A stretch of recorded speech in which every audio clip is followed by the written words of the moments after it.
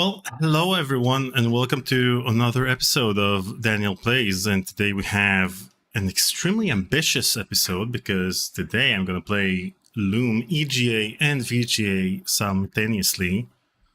So we'll see how that goes. Hopefully, we won't have any issues. I've been working on the layout in the last couple of hours and trying to figure out what the best layout may be, because there'll be some segments in which I'll play both games simultaneously, like moving Bob into a certain location. But I think that in order to emphasize the differences between the versions, I'll just play the cutscenes in one version and then play the cutscenes in the other version, because they won't sync up because they're different. The VGA version is very truncated. So anyway, we'll get through it together. I hope everyone's doing well. I see everyone in the chat. Thank you for joining. This was a very last minute stream. I wasn't prepared for it to actually win the poll that we did on coffee. At first I thought that people wanted, for a while I think it was Hitman Absolution, and then Indiana Jones, and then everyone just voted Loom. So Loom it is. What else? A lot of updates, but I'll update you in a moment. First, I want to thank all of our Patreon members. Thank you everyone for donating. Patreon and coffee members are $10, $20, and top tier. Thank you guys for keeping Conversations with Curtis and Tech Talk with Daniel Albu up and running. I also want to thank our top 7 coffee donors in the past 30 days: Jwex, Top Fuel, CJ, CompuArt, Whitey Wanderer, Ozzy Astaroth, and Nerd Vicious. Now, I know that in the last live stream yesterday, Paul didn't have the updated graphics because he forgot to ask for them. I sent them his way yesterday, so from now on he'll have the updated graphics for coffee and Patreon. So I apologize for that for anyone who wasn't on the list and who deserved to be on the list. You guys are great. So a few updates before we start the actual game. So first of all, I'm not sure if it's public yet, but anyway, on Tuesday, the campaign for the Legends of Adventure documentary will go live around, I think it's 9 a.m. Pacific time.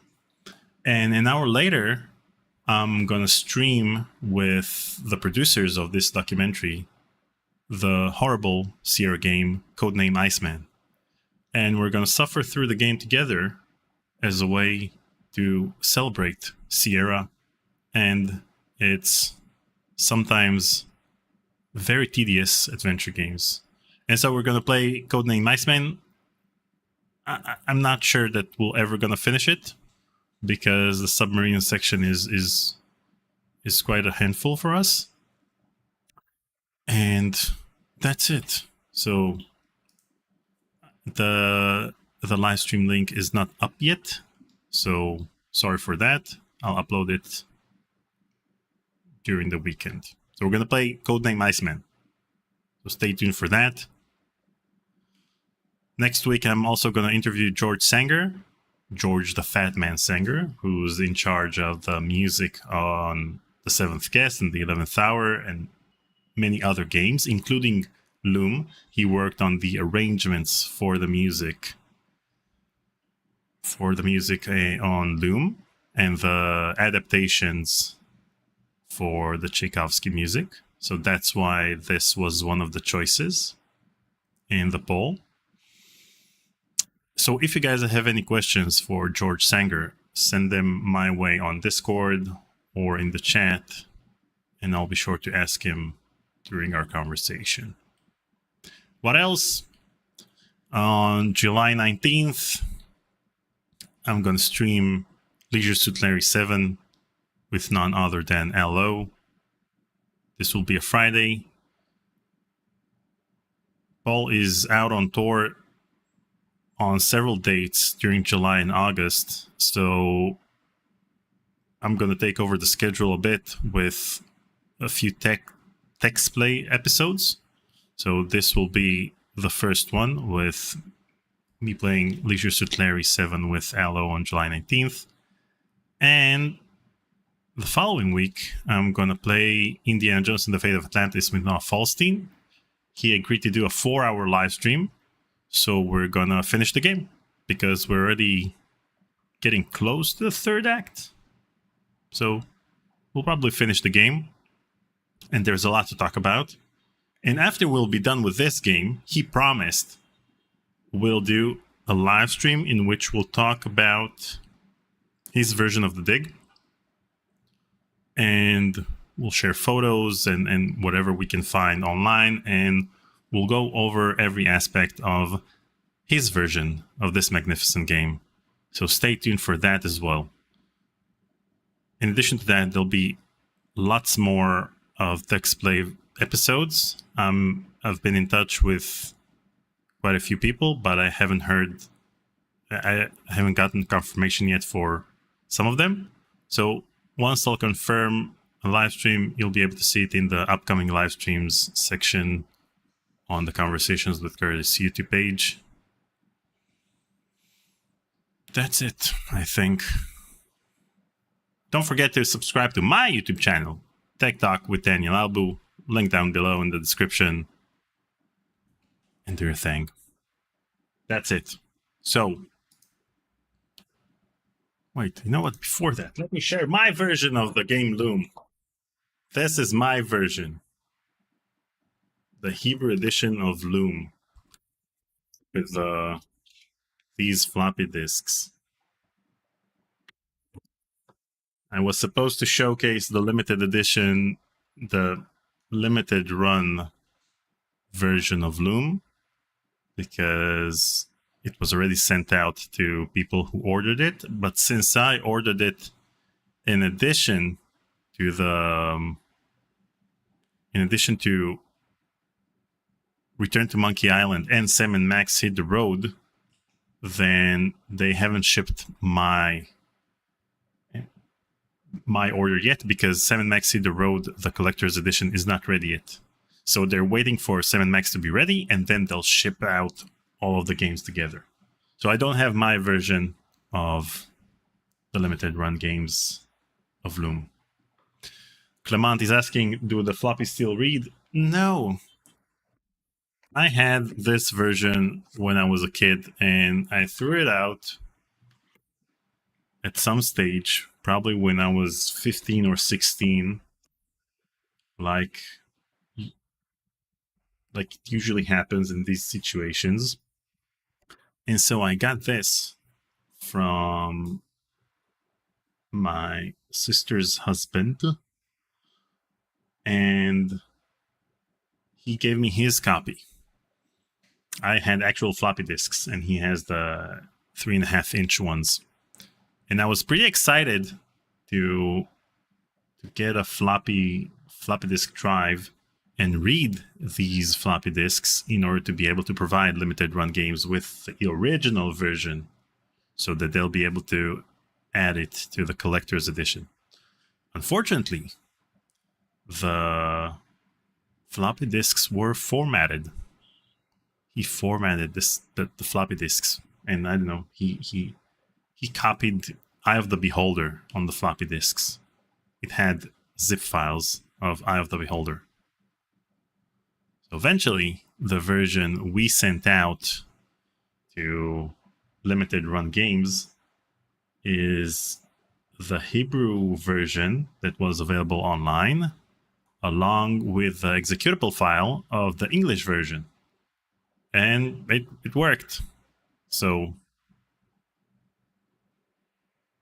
whoever gets the collector's edition of Loom, I know that they forgot to add it to the USB drive, But if you contact support and ask them for the additional material that was collected for this collector's edition, then they'll send you a link to the Dropbox folder that has all of this stuff.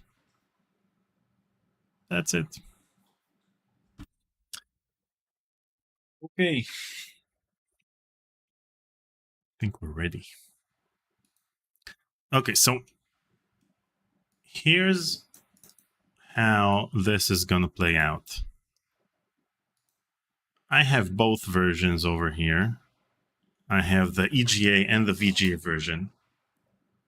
Now, the thing is, the VGA version doesn't have any music outside of the cutscenes because of the way they created the VGA version. They used CD audio for the voices, and so they didn't add any music in between cutscenes. So it's pretty silent between cutscenes. So we're gonna listen to the EGA version music during the gameplay itself, and then we'll switch to the VGA version for the cutscenes. And when I'll play both versions together, then we'll have this screen. When I'll want to focus on one of the versions, for example, the EGA version. This is the EGA version. So if I want to focus on this one, I'll switch to this screen.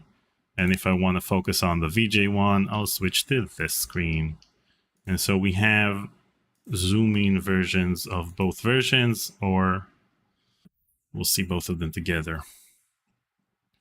AT Machine is asking if I'm running both on ScumVM. No, I'm running the EGA version on Dream and the VGA version on ScumVM. That's it. I hope you guys have your drafts book ready so that we'll be able to write all the drafts. Actually, I should have thought of getting a drafts book myself. Let's see which one breaks first. Well, someone will break. Maybe it'll be us. Just get something ready here. I forgot to do something. You guys can talk amongst yourselves in the meantime. Right.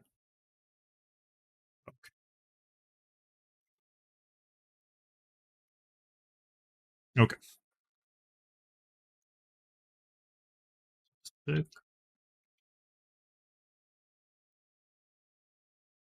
Okay, let's start.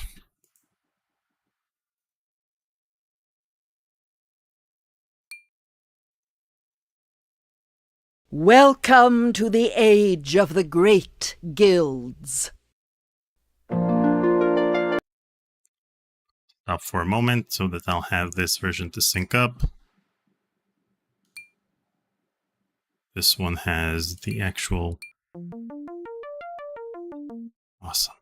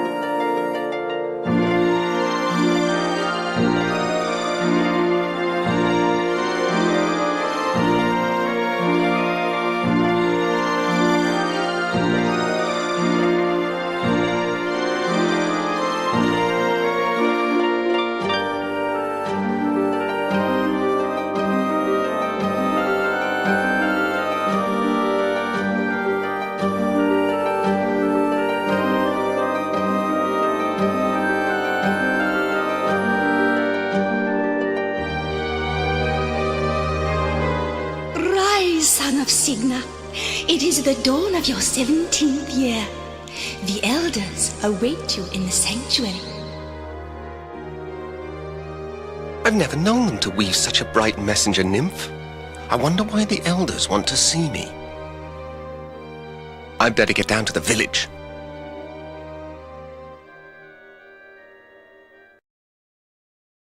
So right off the bat, we see that in the EGA version, there was a lot more dialogue than the VGA version.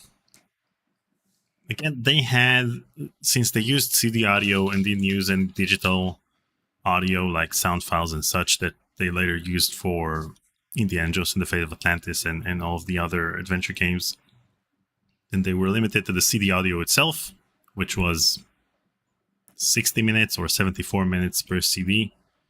And so they had to cut out a lot of the dialogue. Okay, I think I'm gonna turn down the volume a bit because it was a bit loud.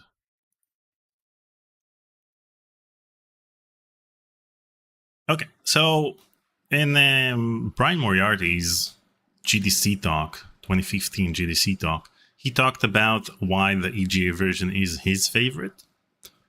And one of the things he mentioned is this leaf and how it stands out in the EGA version because it's the only red thing over here, while in the VGA version, you can barely see it because you have the sunset in the background and all the gradients. And so the leaf doesn't stand out that much. Okay, let's click on the leaf. In the VGA version, he says, The last leaf of autumn. the last leaf of autumn, while in the EGA version, he says, the last leaf of the year.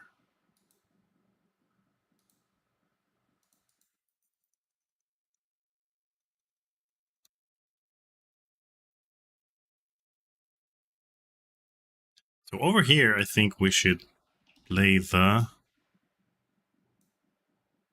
EGA music before we get to the actual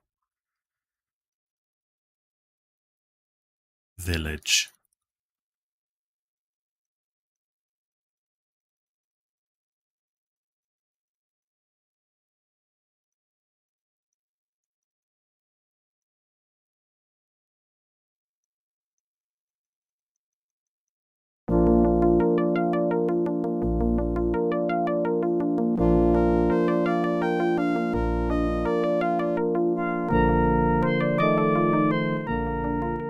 So what we're hearing right now is the EGA version, because in the VGA version, there is no music.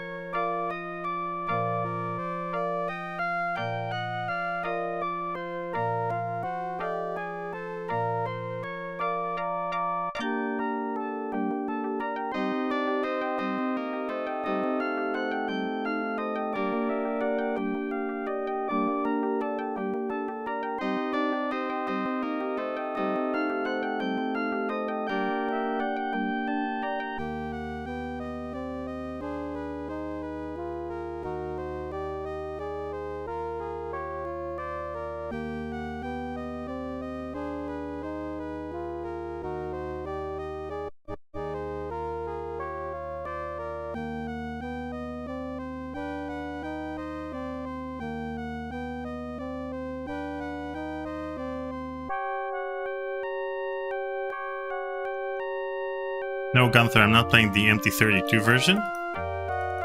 I'm playing the version... It's actually the Sound Blaster, the ad-lib version, which is the version I remember as a kid. I played it on the PC speaker, but I wouldn't do it to you guys by having the PC speaker play this music.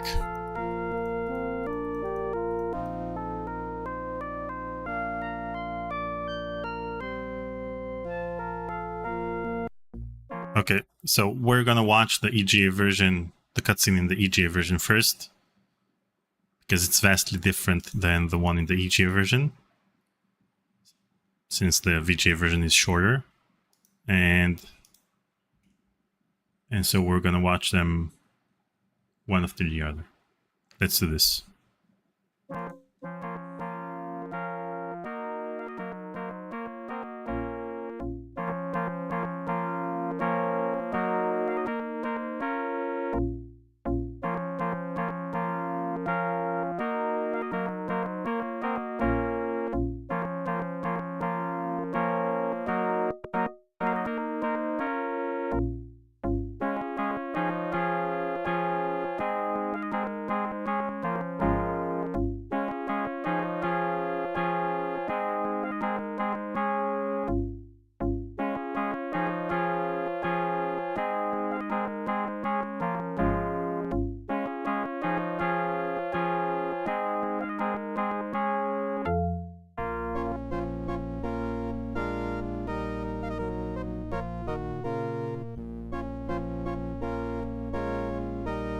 Now remember these close-ups because they remove them from the VGA version itself.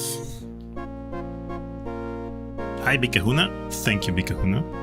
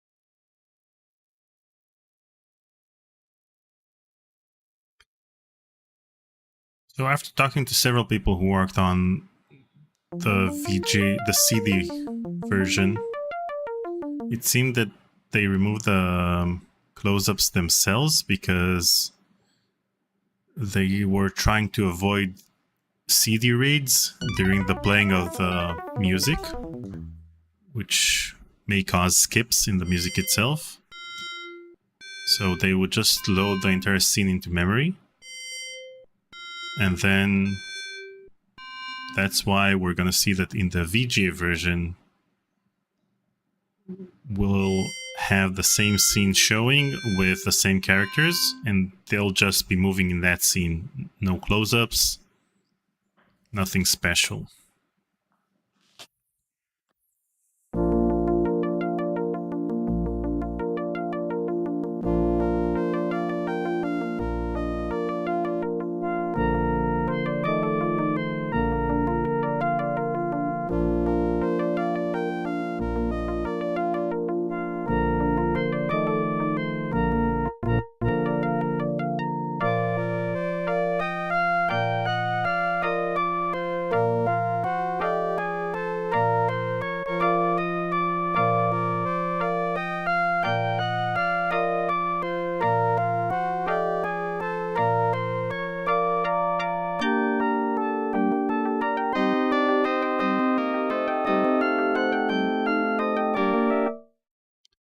So IT Machine says that it may have been also because they didn't like the static close-ups without lip sync. They did a couple of lip sync tests for the close-ups that are also in the CD version. True. There's a later scene in which there is a close-up and they have lip syncing. I'm not sure about that, because even now in 2024 we have Disco Elysium, in which you can hear the voices and the characters don't have lip sync or aren't moving their lips at all. Let's watch the VGA version. There's Hetchel. And the elders don't look at all pleased with her. You have heard the findings of this council, Dame Hetchel. Have you anything to say in your own defense? My elders, my actions speak for themselves. This reckless defiance is intolerable. Any secret you share with Signa's son might be turned against us. His talent is awakening, and So the as you can see, power there is are no very close-ups, strong in they're him. just We waving dare their not desert arms. him now. Stubborn old fool! Who are you to decide such things? Enough, Lachesis. Hetchel, I'm grieved to see your many years of service end in such disgrace. My destiny is yours to weave. Hetchel, the fabric of your life has been woven by your own choices. Gaze once more upon the great Loom, if you would know your ultimate destiny. For that destiny is now upon you.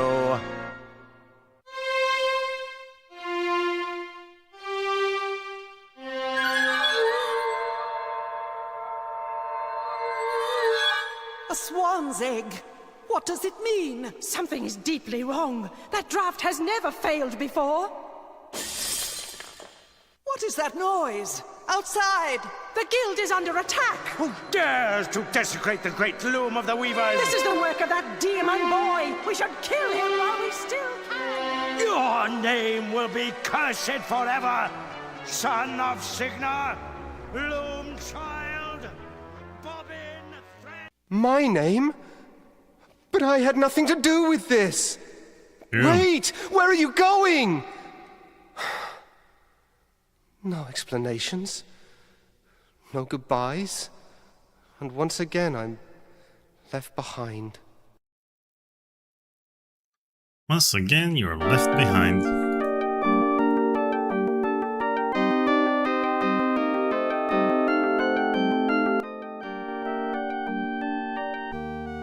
So, as you probably noticed, the VGA version is a lot shorter. We don't see the swan coming from the outside.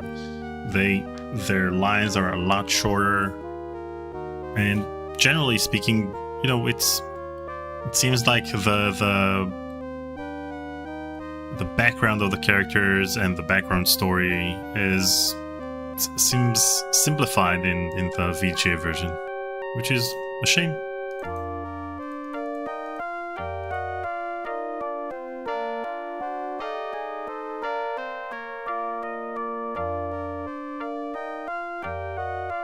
It's heavier than it looks.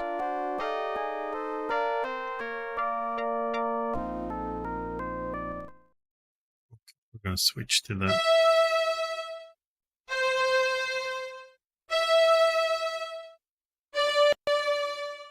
The egg, it's trying to open. Let's try to do this simultaneously. I'm gonna do it in the EGA version. I played the wrong draft. Okay, again. Over here.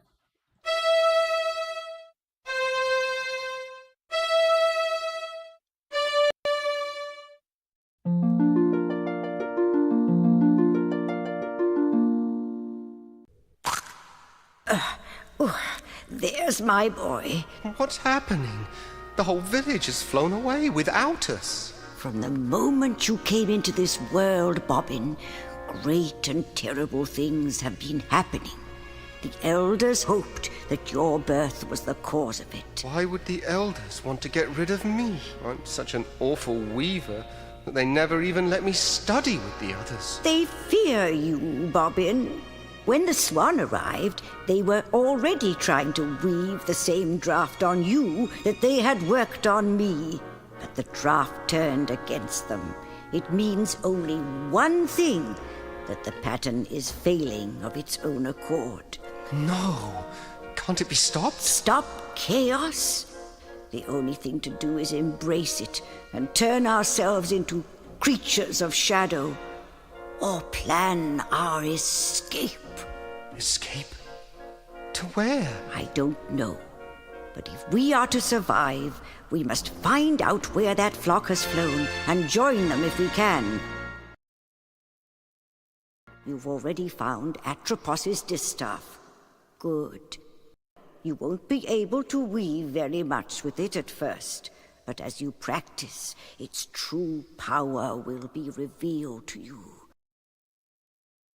It's time to leave this island, Loom child. Your destiny lies beyond the sunset, across the sea. Mother Hetchel, where are you going? Goodbye, Bobbin. I must follow the swans. Well, this is a fine mess. Everybody's gone and I still don't understand what's going on. Why did they keep calling me Loom Child? Nobody's ever let me anywhere near a loom. So as you can see, even though I started the VGA cutscene later than the EGA one, we're already after the cutscene, while the EGA version has still a lot of dialogue between Hitchell and Bobbin.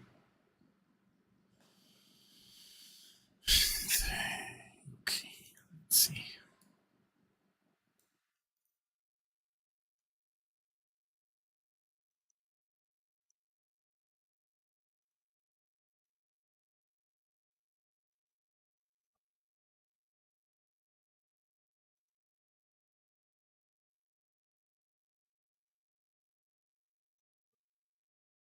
Okay. So we can finish the EGA version in the meantime.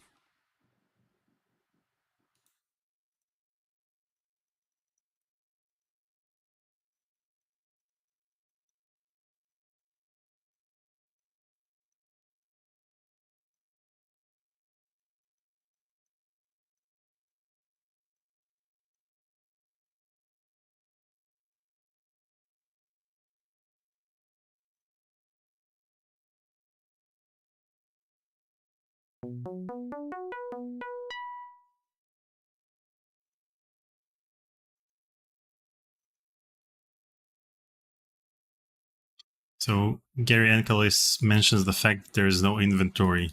And that's an interesting question, because I always wondered if the drafts are considered verbs or inventory items.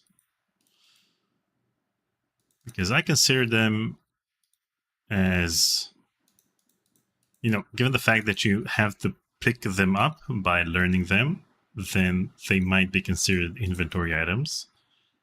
But since you're using them in the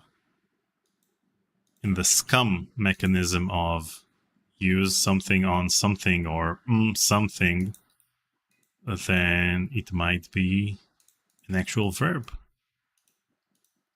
So I'd love to hear your thoughts on whether the drafts are inventory items or verbs, in your opinion.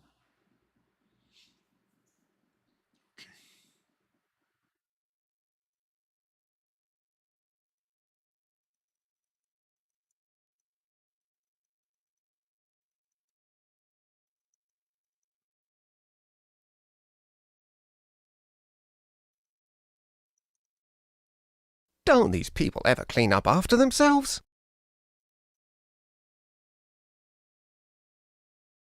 So in the VGA version, it's Don't these people ever clean up after themselves? don't these people ever clean up after themselves? And in the EGA version, it's people ought to clean up after themselves.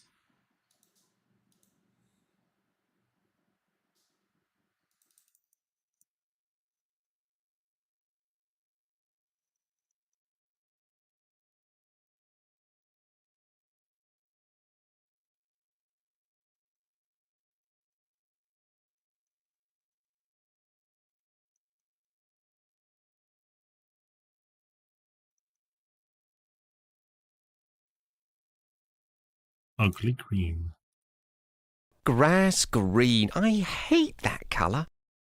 Oh, so you cut out all of the world building and all of the meaningful dialogues in the game, but instead of the ugly green, you had to add a longer sentence. Grass green. I hate that color.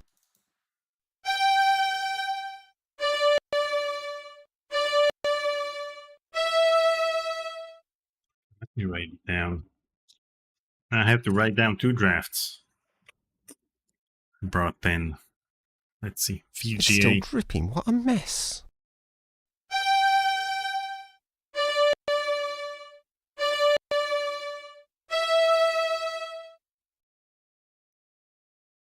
Die. Die in VGA is GDDE.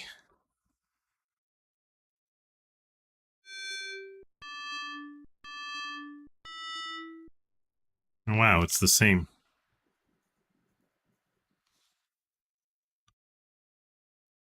The same draft. It's still dripping. What a mess.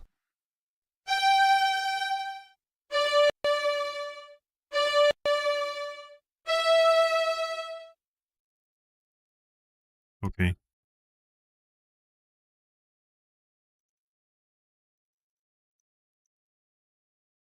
That's interesting.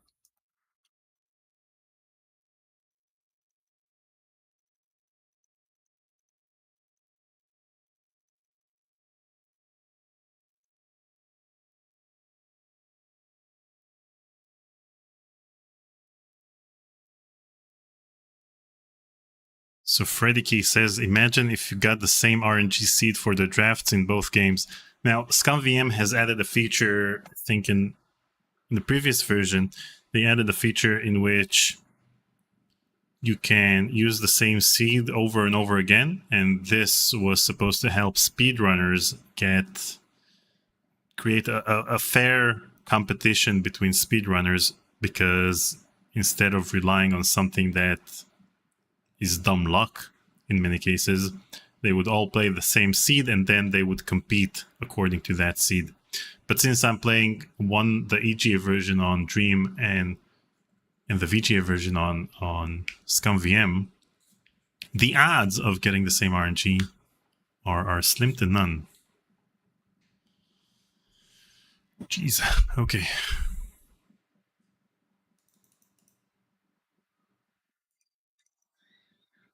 Darkness. Let's see what he says over here. Wonderful. I can't see a thing. They changed this one as well.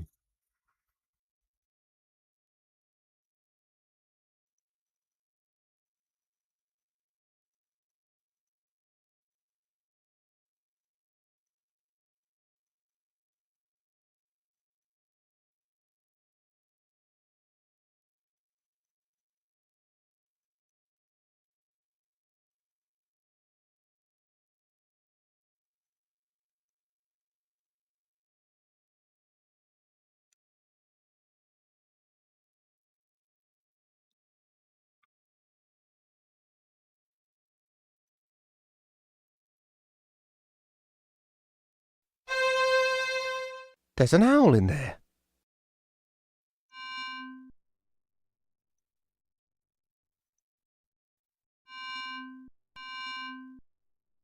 Hi Jouex, thanks for joining. Another owl. What? Again the same draft?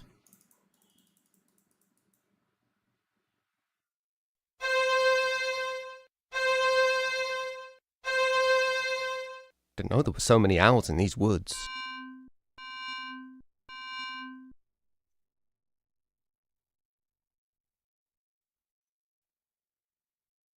What?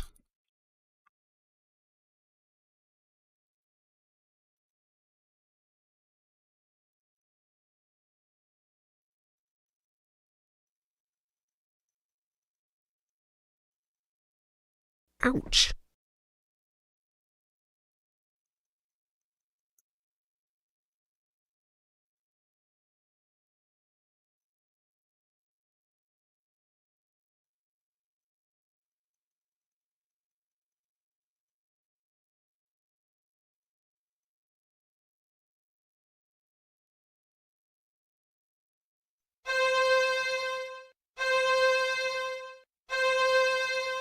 There's an owl in there.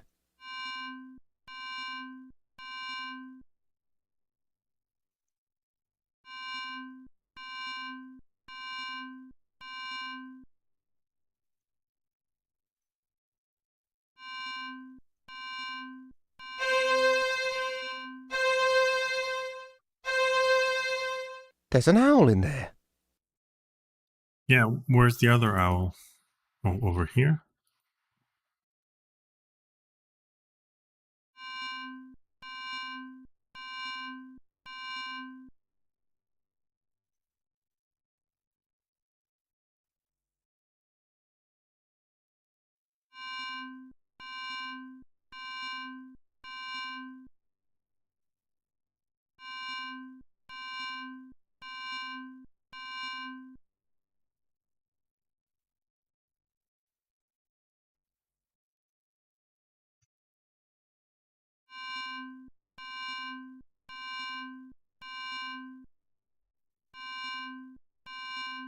What?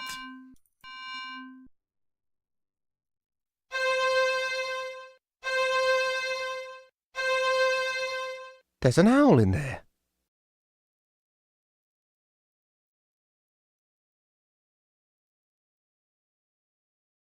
You know, that's it in the fourth hole, but I looked at all of the holes and maybe I missed one. There's an owl in there. Okay, now look at this one.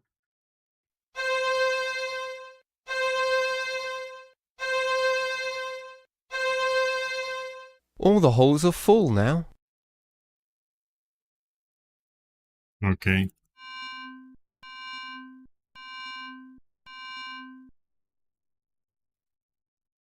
But I'm looking at this one. Okay. Okay. So I got all four. Fine. C, C, C, C on both versions. Again, what are the odds? Okay.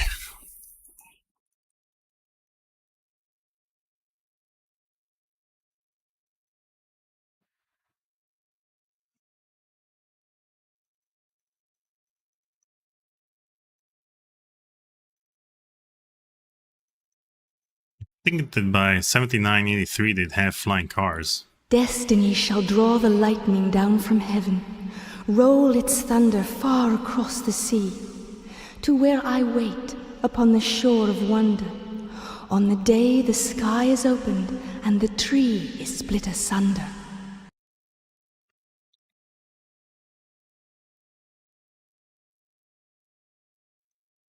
The day the sky is opened. That's exactly right, Bobbin.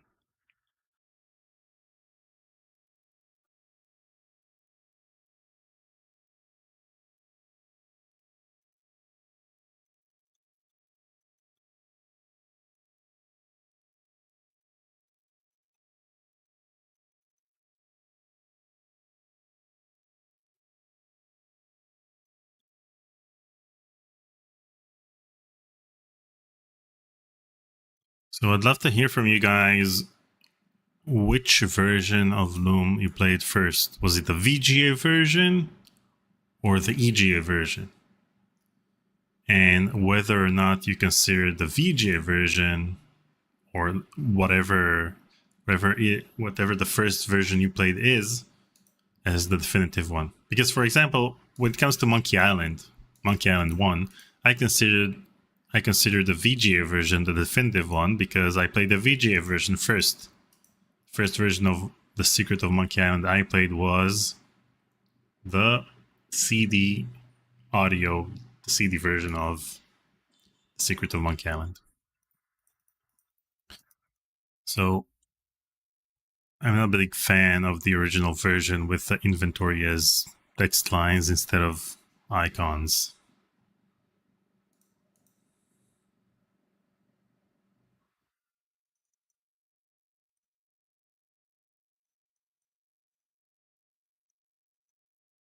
Wonderful. I can't see a thing. Okay, so 6C says VGA version for me. Now, I'd like to know if you played the VGA version first back in the 90s, or you played the VGA version first because you played it on Steam and that was the first version, the only version that was available.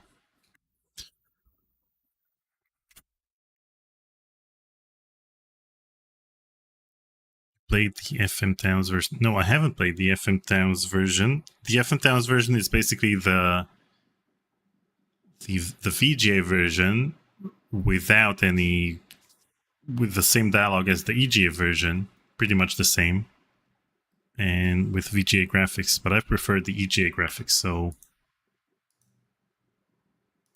no. Wonderful. I can't see a thing.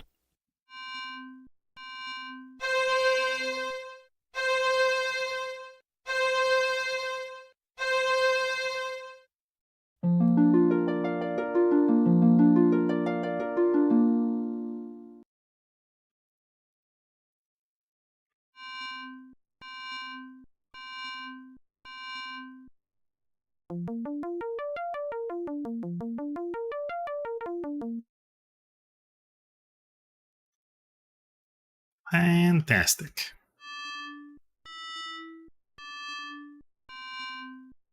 The EDC in EGA. The EDC.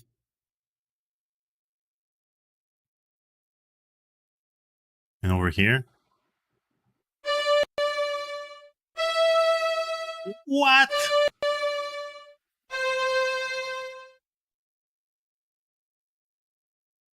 I mean, this is insane.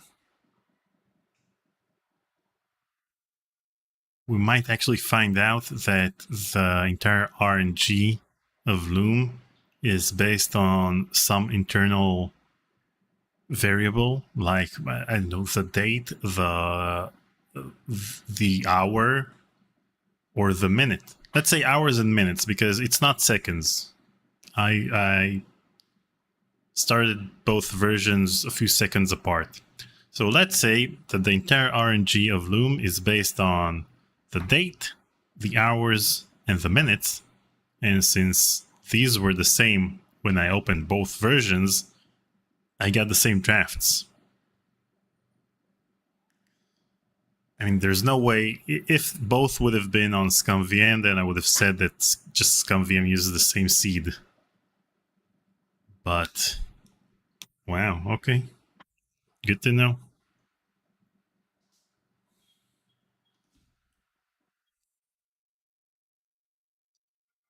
Let's turn this into gold. CD.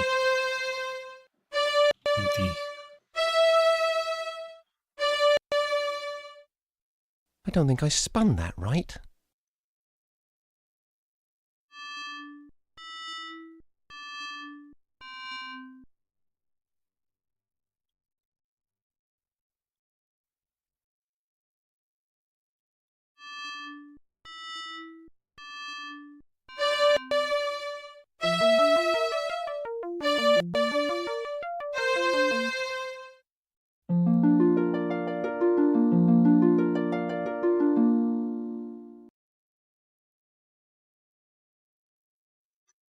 I mean, this opens up an entire world of questions I can ask people who worked on Loom. Maybe I need another 5-hour conversation with the Scum developers.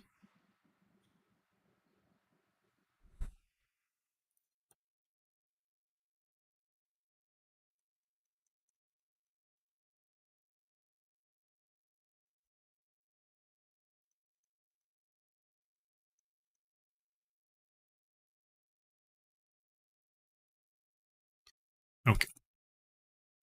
Let's die. Die.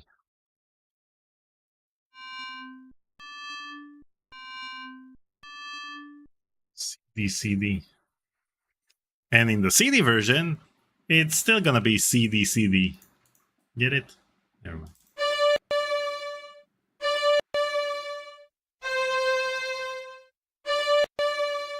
Grass green. I hate that colour. What now?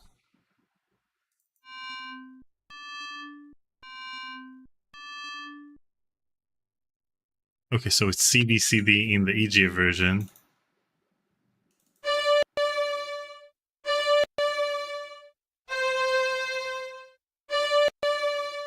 Grass green. I hate that colour.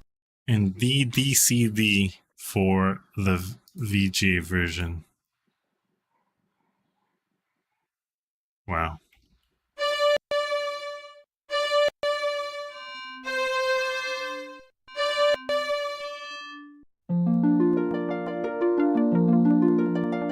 The colour changed. Thank you for keeping track, AT Machine. Okay, so in the floppy disk version, when we click on the Book of Patterns, this is the Book of Patterns that Hetchel lets me read sometimes. And over here, so in the floppy disk version, he also takes it with That's him. the Book of Patterns. I already know what's in it. And he doesn't take it. He doesn't take it in this version.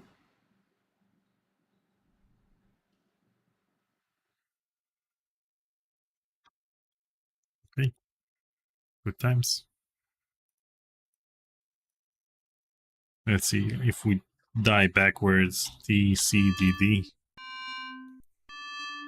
No, sorry, that's the EJ one. D C D D. And over here, D C D C.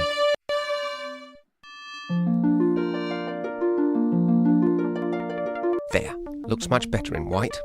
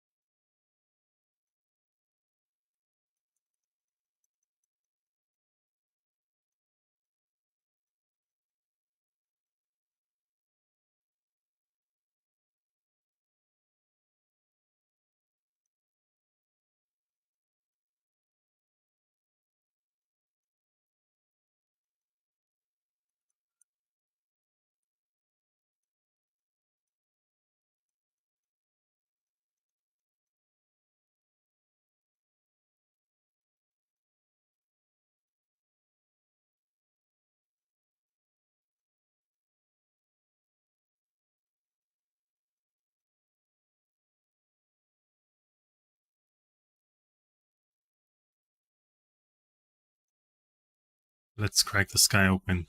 It might help to point at something first.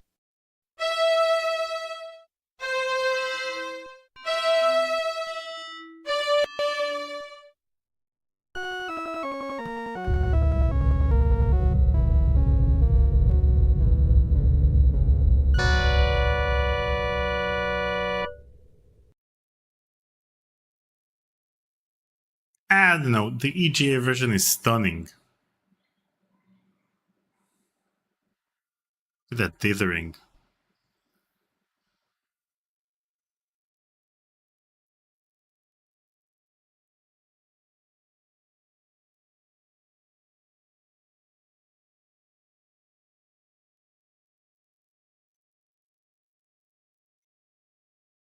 Is it over?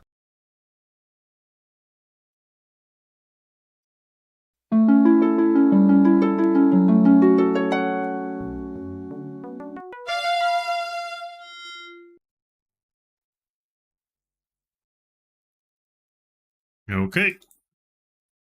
We got our F. We got an F in drafting.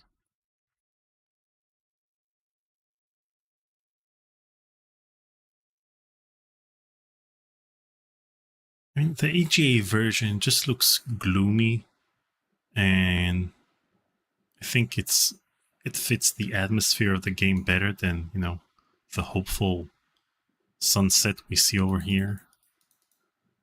Or the sunrise, actually, because of what the messenger nymph said.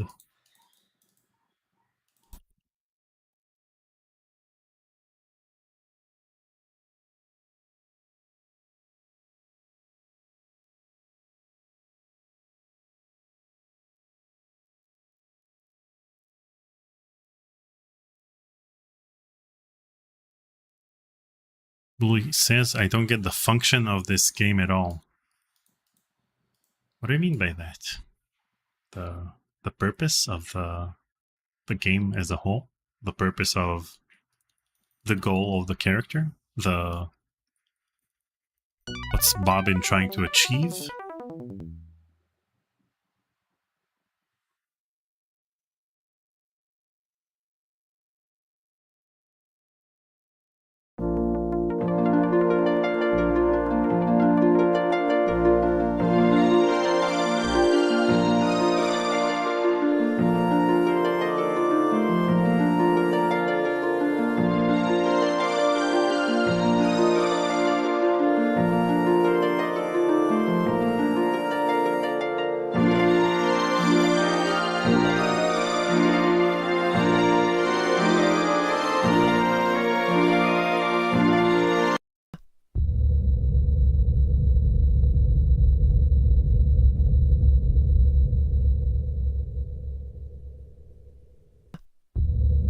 So this is an interesting bug in the CD audio, because it seems that the part that they're looping in the CD version has the beginning of a word from a sentence that's in the next track, because you can hear the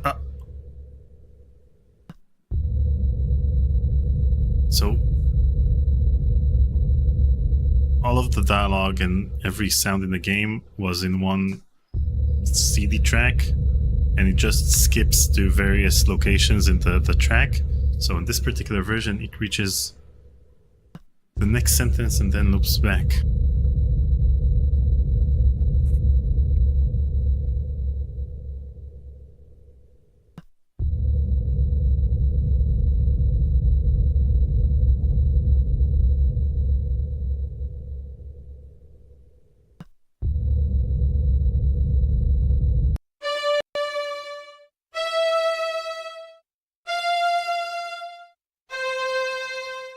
I think that's close enough. Okay, so this is D, E, F, C. D, E, F, C. And over here,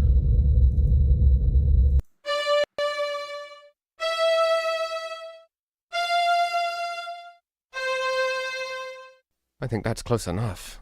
okay, so I have a new theory. I think that each draft is decided on the spot according to the internal clock.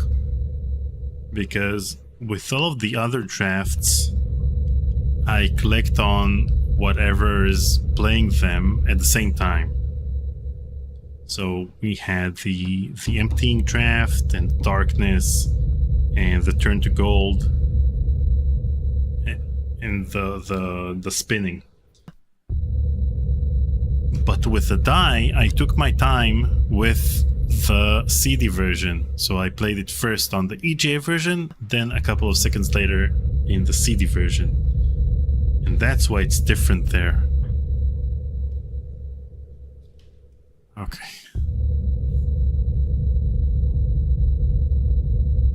See if... oh, wait. CFED. And over here, CFED.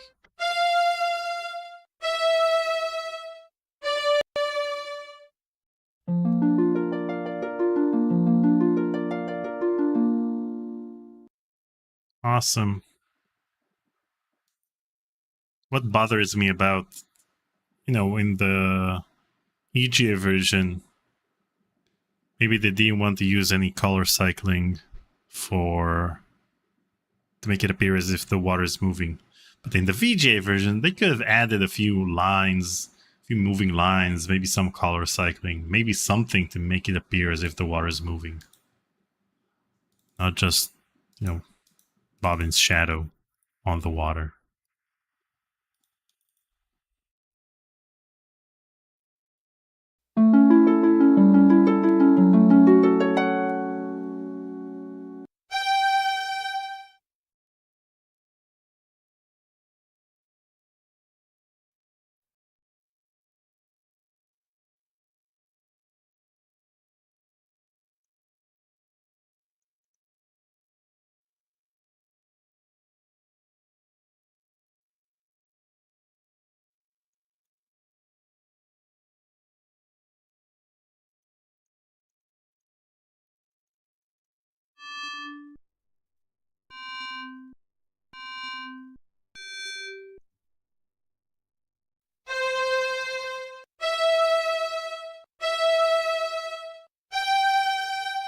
Halt! Who goes? Well, well, well. Looks like a scrawny runt trying to sneak into our flocks. Sneak! You call that sneaking? I heard them coming all the way in from down. Thought you were going to fleece some shepherds, did you? Maybe we ought to take the shears to you instead. Listen, I mean, I'm not looking for sheep or trouble. I'm looking for a flock of swans. Swans? Swans? Swans? You know, birds. Oh, swans! Of course. We should have known. Everybody comes here when they want swans. Next you'll be telling us you're some sort of wizard off to fly away with them birdies. Right. Wizard? Wizard? You wouldn't happen to be the great wizard that Fleece was telling us about, would you now? Fleece? He is sort of dressed like a wizard. I don't know. He doesn't look very powerful to me. Me neither. I say we don't let him by until we know for sure. Come on then, wizard. Let's see some magic. Or else. So this is interesting. Again, I took my time with the VGA version and I got a different draft for the shepherds. Since I don't have any draft to impress them with, I'm just gonna open them.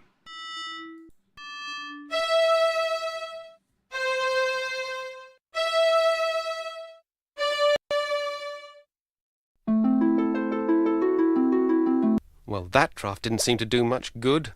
Yeah.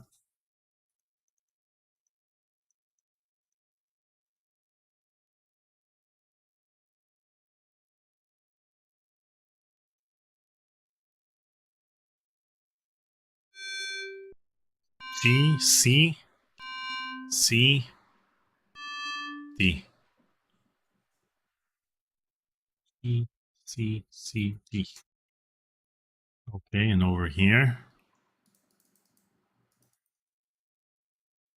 Come on, lads. He's had enough. Let him go. Some kind of wizard, eh? Don't trip on your robe, little wizard. Get on, you lazy bunch of yous. Back Bunch to of work. yous.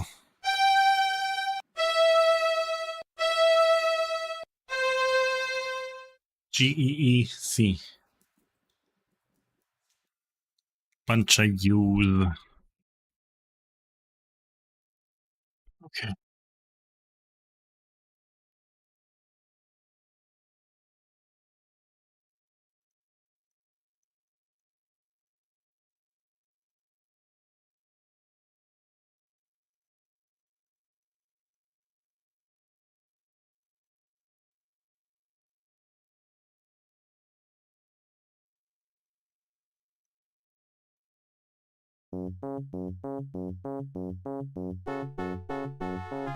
So I really like the music in this part of the game, and of course in the CD version we don't have it.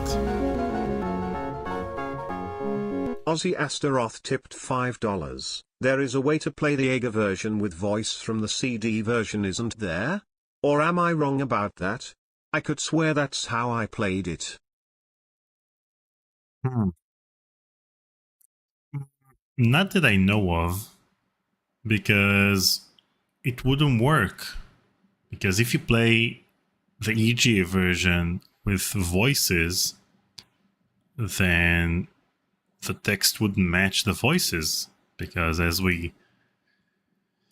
I mentioned several times in this live stream, the VGA version has a lot less dialogue than the EGA version.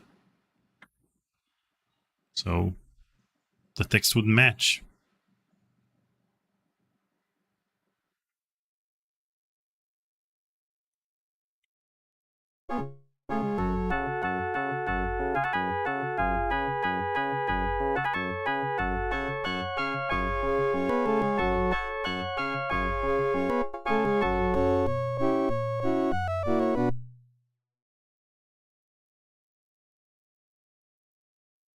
The only changes I know that were done in recent years to Loom is the ability to play,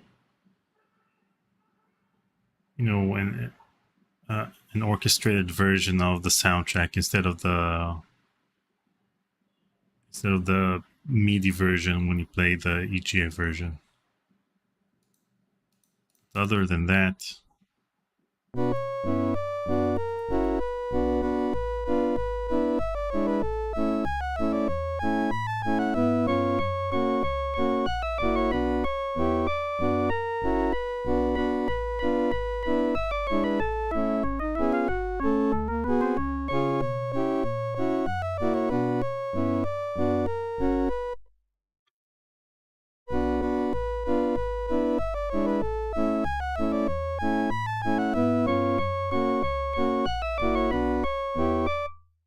so now is a great time to mention the fact that there was a time travel puzzle that was removed.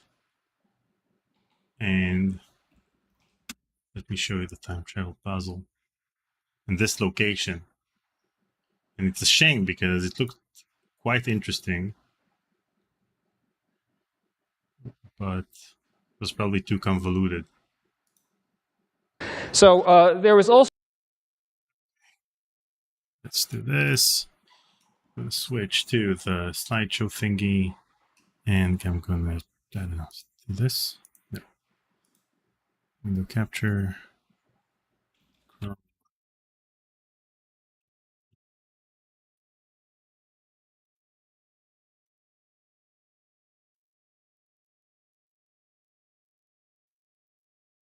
Bunch of U's.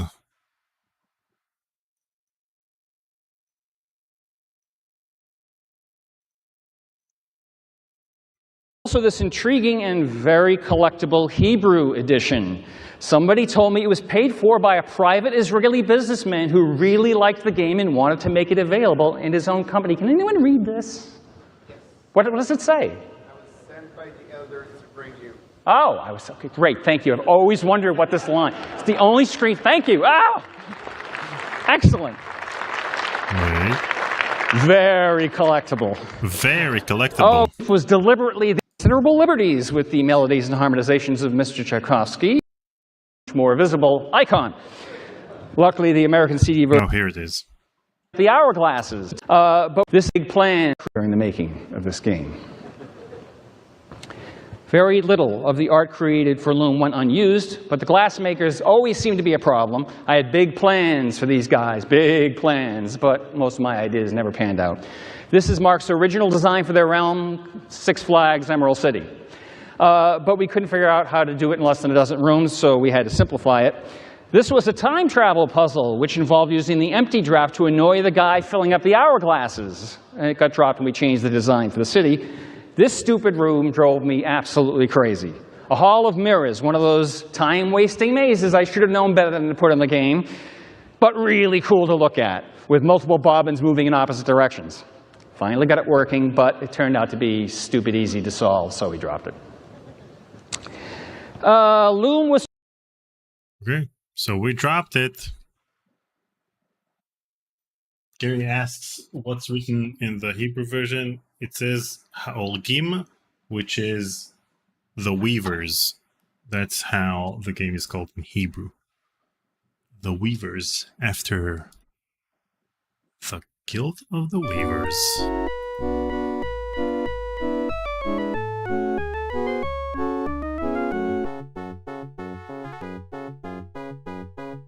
Oh, that's interesting. In the EGA version,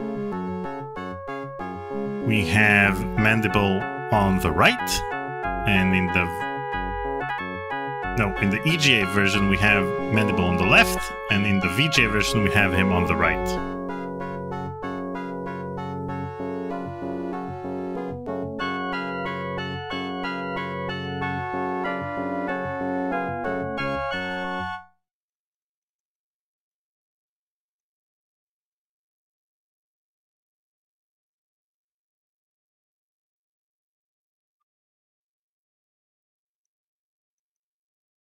Not so fast here.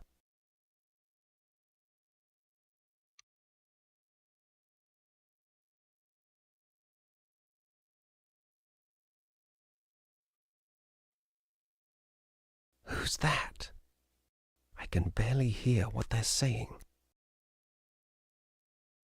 I trust your excellency is pleased with our progress?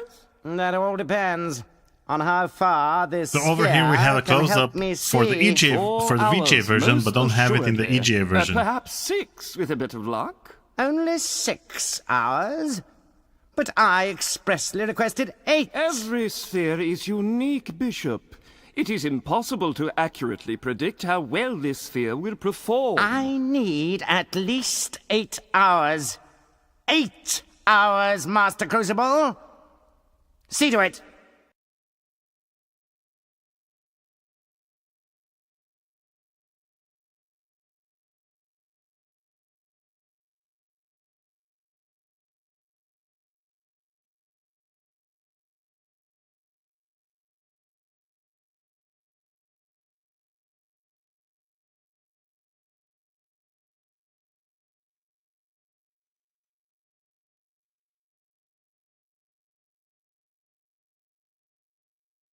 Gunther asks, so did everyone play this on Expert to see the extra scene?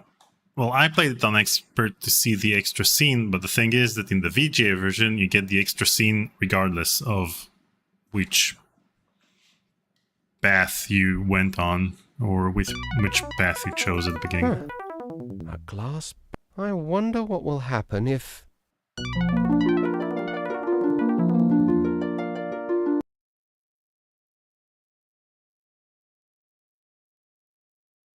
I'm dizzy. Look!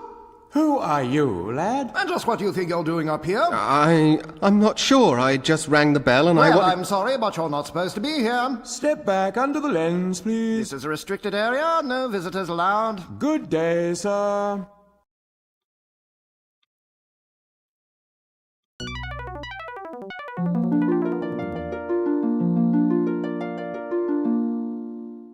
I guess I'm not supposed to go up there.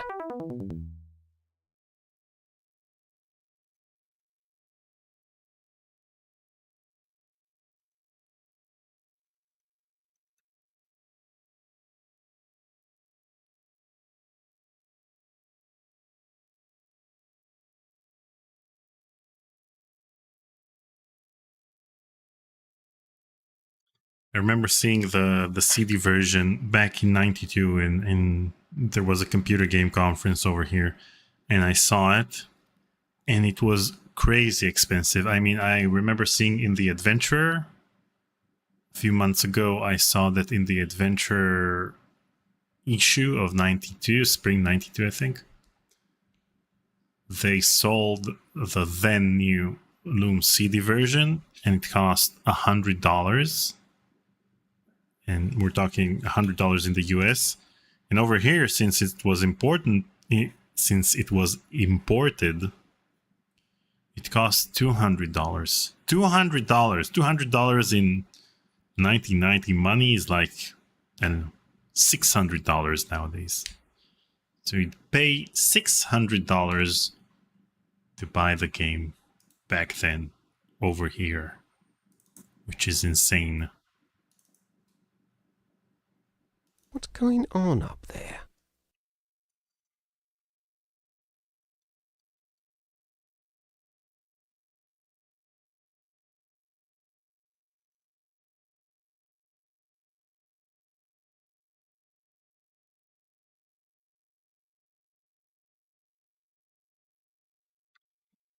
Okay, let's use the draft from the Shepherds.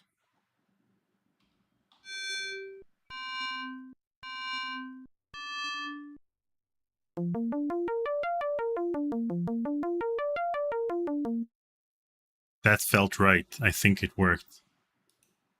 Oh. Thank you for the cue. Wait.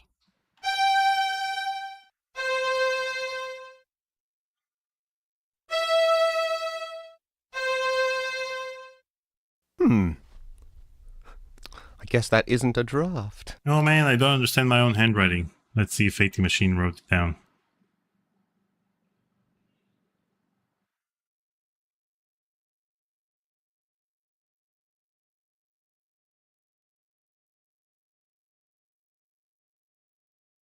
What did I write over here? Is it G GCEC? No, GEEC.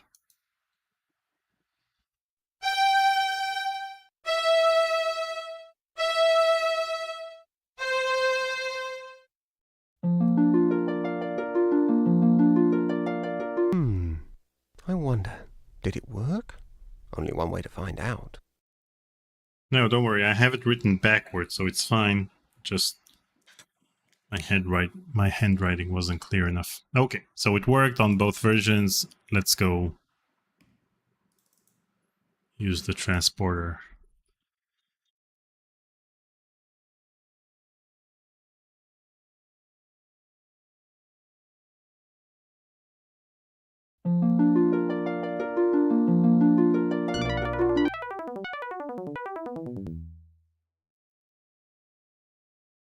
Our esteemed Bishop Mandible cuts quite a figure, doesn't he? I don't doubt the Crucible's getting tired of bowing and scraping to him. Why would the clerics want a scrying sphere anyway? Your guess is as...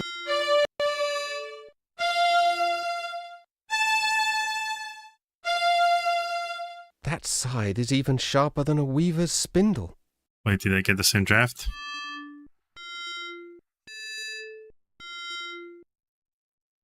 The FAF. FAF. And over here.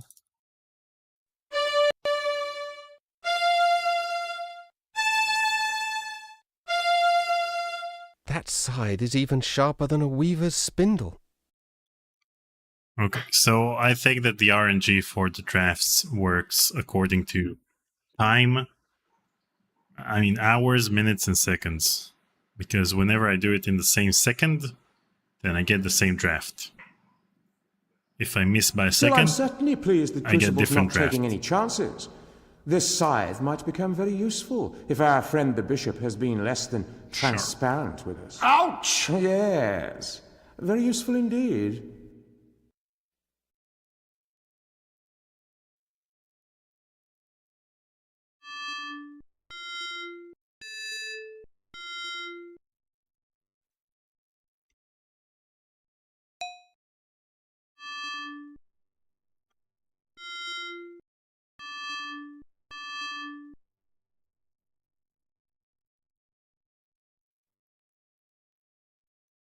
FA.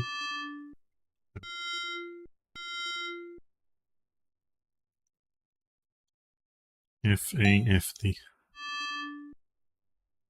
Oh, I don't have A yet, sorry.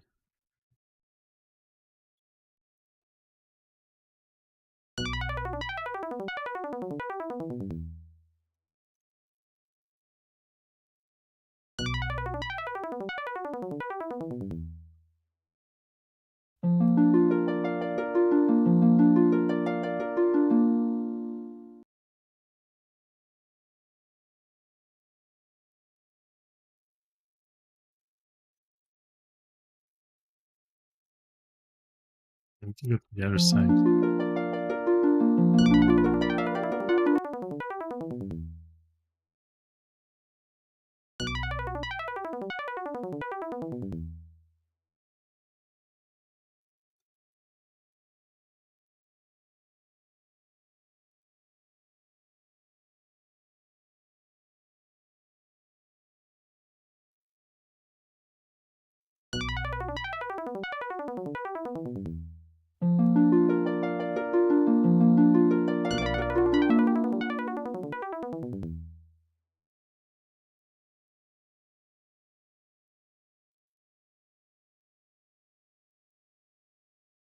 You know, the interesting thing about the Hebrew version is that even though Lucasfilm sold the rights to the version, they didn't take part in the actual translation, and they didn't give the developers any tools to actually work on the version, so they had to hack the version over here in order to add the Hebrew text. And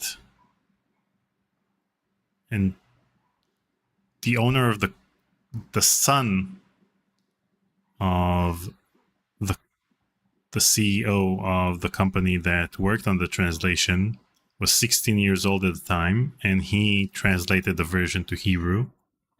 And then they hacked the text files and had to change the text itself.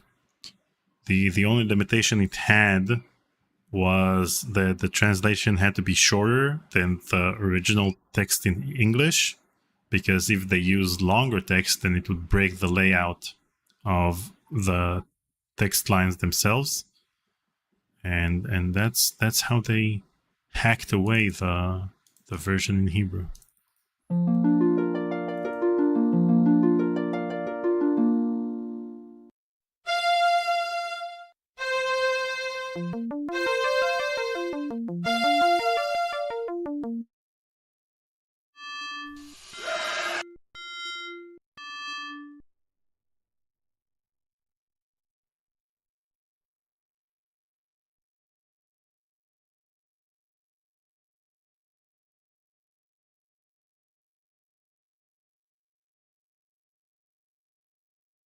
And it's funny how different we have different perception of the success of a certain game.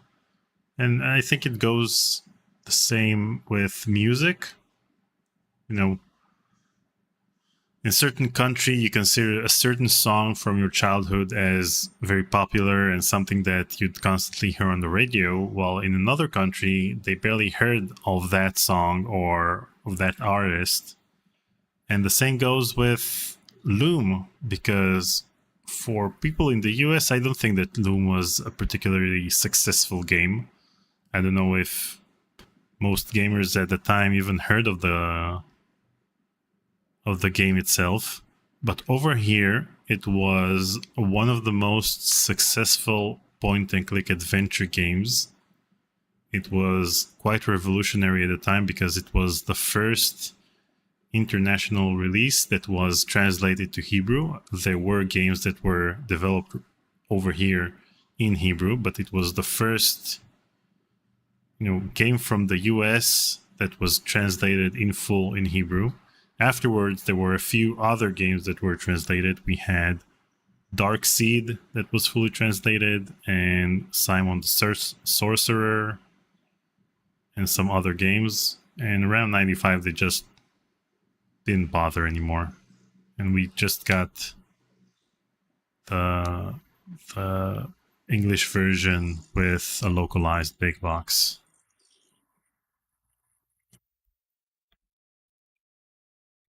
Raccoon says, I've heard rumors, Daniel, that this might be one of your favorite games. Why don't you confirm that baseless rumor for us?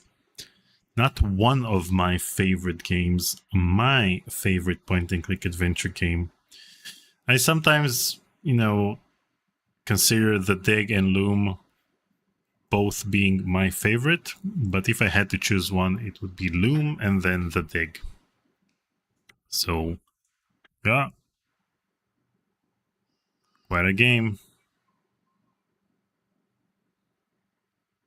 So let's see. The Terror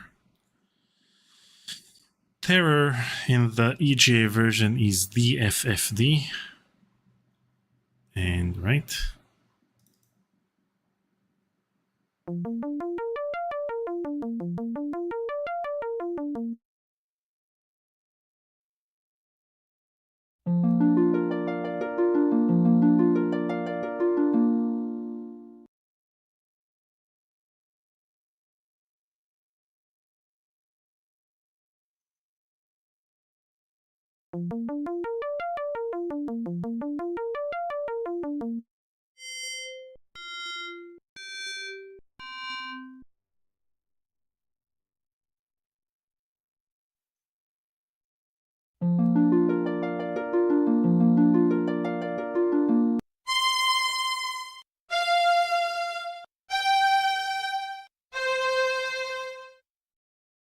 Okay, just want to make sure that the Terror is the FFD for EGA. Okay. And FCCF.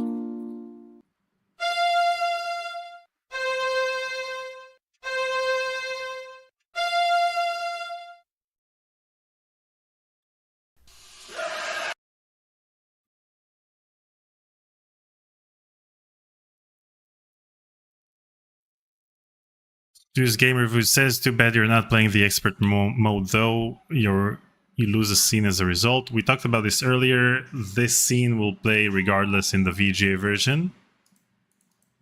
And so it doesn't matter.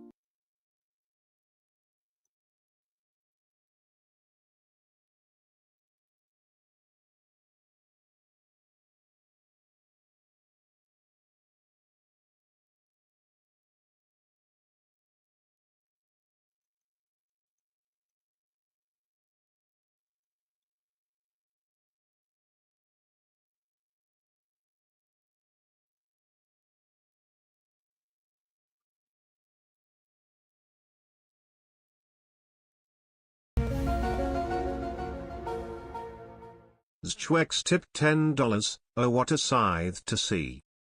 A scythe to see. Thank you, Zchwex.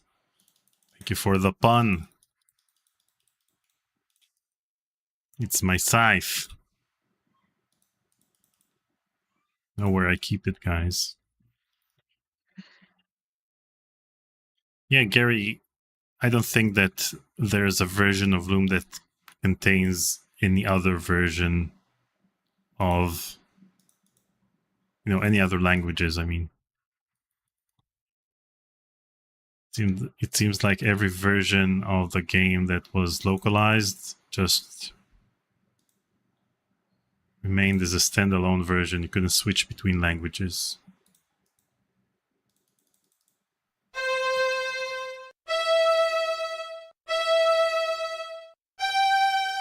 He's back! So are we.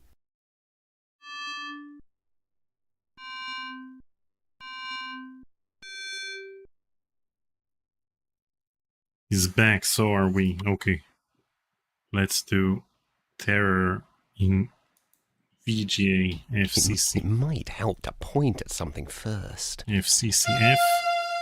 And over here, the FFD.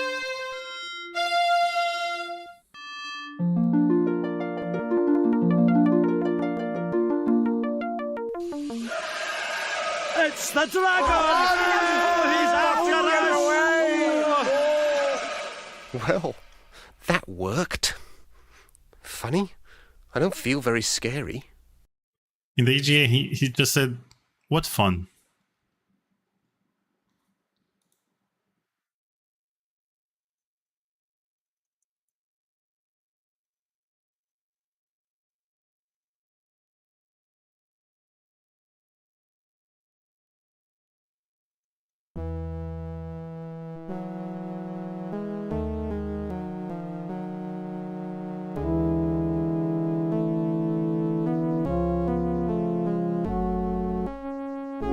And again, the EGA version looks amazing with the dithering in the background. Well, the VGA version looks fine. It's fine. Nothing to write home about.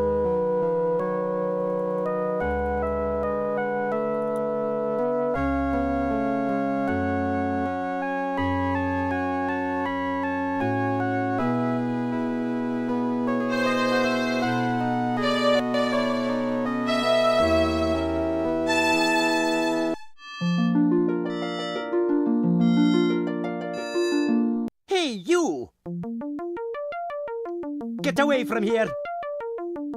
Now I've got to go and round them all up again. And you'd better not be here when I get back. Go on now.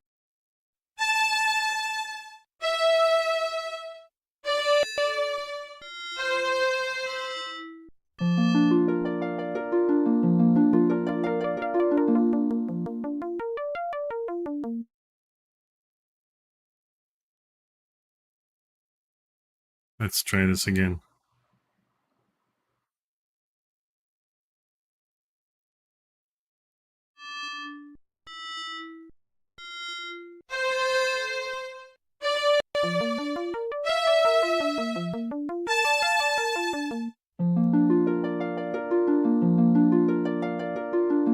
Hey, you! Get away from here! Now I've got to go and round them all up again. And you'd better not be here when I get back.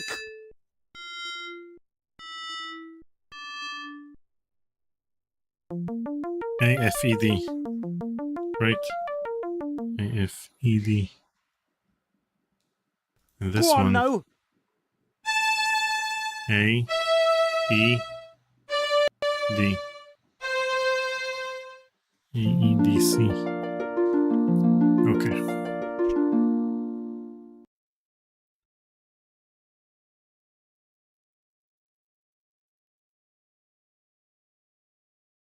EFA on floppy and CD. Yeah, CD. Yeah. You're right. Thank you, AT machine.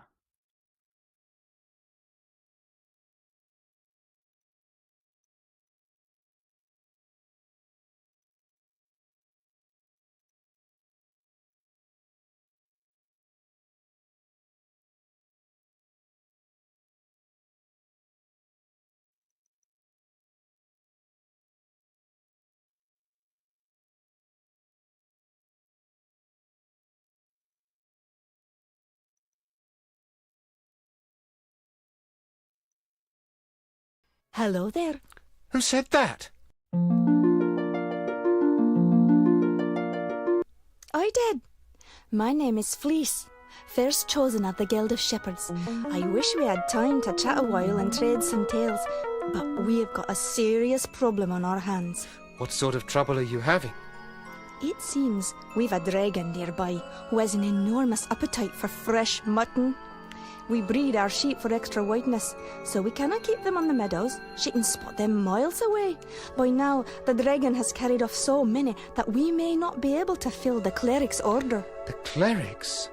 I just saw the bishop at the glassmakers. Bishop Mandible? He placed the order for 10,000 sheep. 10,000 sheep? That's enough to feed an army. Yes, that had occurred to us too. You noticed our increased patrol in the forest. We'll deliver the sheep to the clerics if we can, but we won't trust them. I suppose fighting the dragon will be out of the question. Only a mage can save us. And the EGA cutscene keeps on running, while the VGA one... I see you've noticed my little friend. She doesn't look at all well. She isn't, and my songs of healing don't seem to be bringing her much comfort.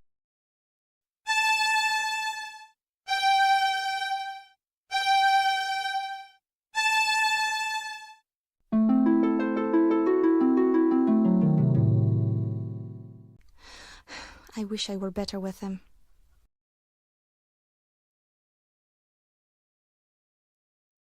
Wow, they just got to the dragon seems to have an acquired taste for fresh mutton. That was like half an hour ago in the VGA version. Her eyes opened, just a little. Try it again.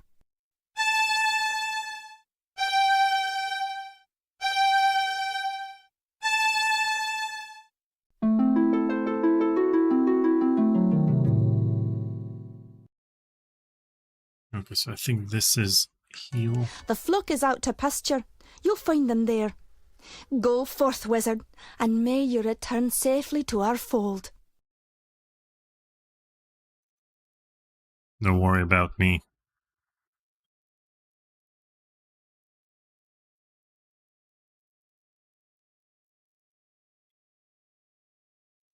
Fleece was right.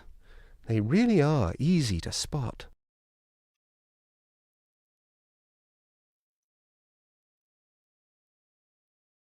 Yeah, healing is EGA. Let's get to the healing in the floppy version.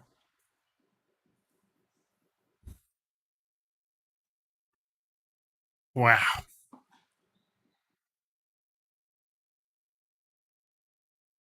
You just think how much they had to cut from the EGA version to get to the version on the CD version.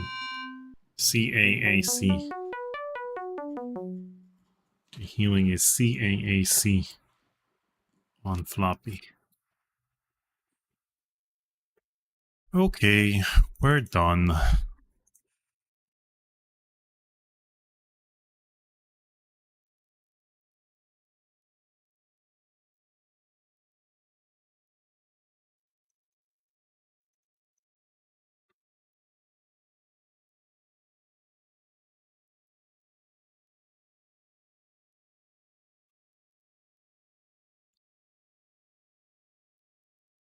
So now there's an entire debate on whether this game is following the rules in Ron Gilbert's manifesto, in which you... CJ tipped $20. Thank you, CJ. So, like I said, people consider The Secret of Monkey Island as the first LucasArts adventure game that followed Ron Gilbert's manifesto of why adventure games suck, and because it doesn't have any dead ends and deaths and such. But I always thought that Loom is also following these rules, but given the fact that you can, let's say, forget to write down a draft, and then you don't have any access to it when you're in a different location in the game and don't have access to that previous location in which you learned that draft, then it seems like Loom isn't following these rules, because you can actually get stuck in Loom by not writing down a draft.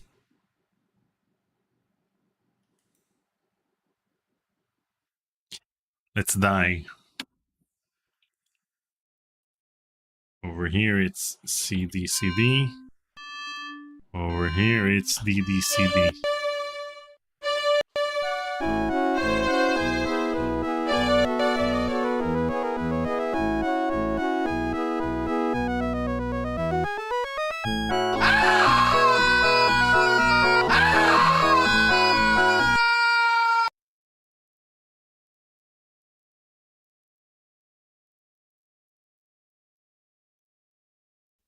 Well, what have we here? Oh, that's what comes of being in such a blazing hurry, I guess. I thought you looked a bit scrawny. Oh, why, you'd hardly make a decent kindling.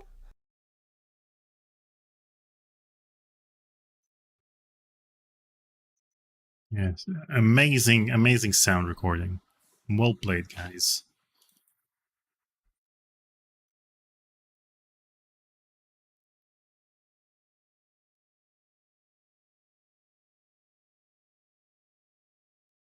So, for example, if you got to this stage and don't have the sleep draft, or the turn gold into straw draft, then you're done for.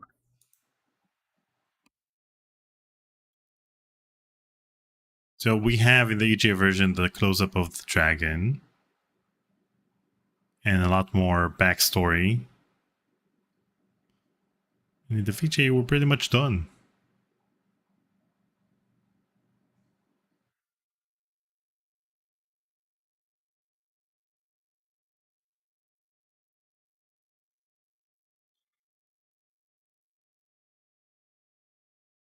Okay. C, D, E, C, D. No, the other way around. C, D, E, D.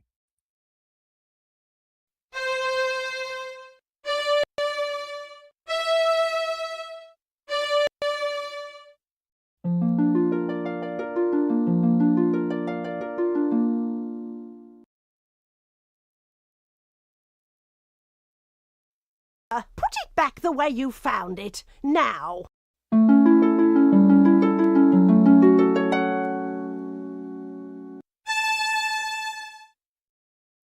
C, D, E, D.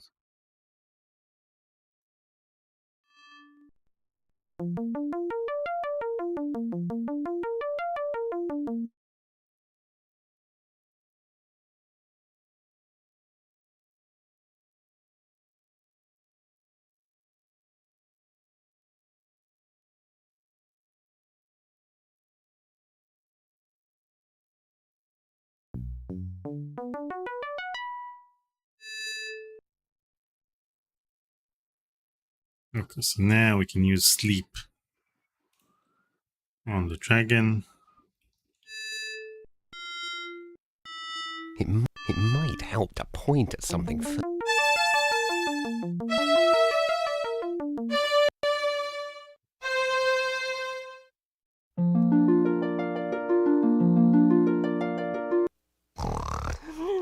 Sheep. Gold. Sheep. Eek! Fire!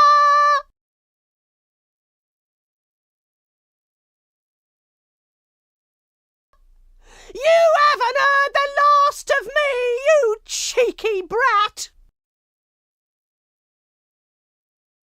Okay.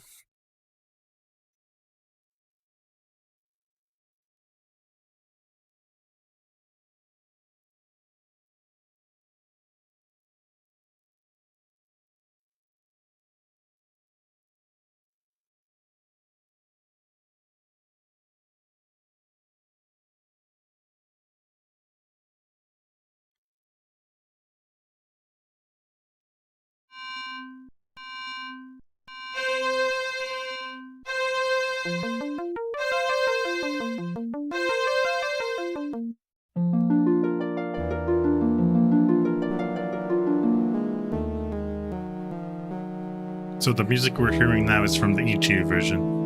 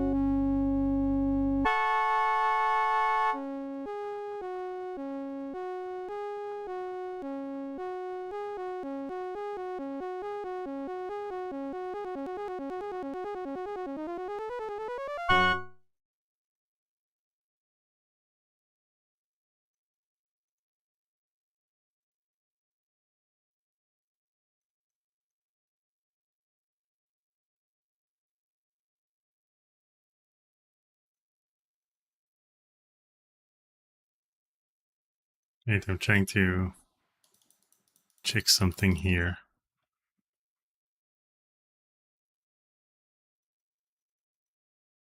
So the thing is that,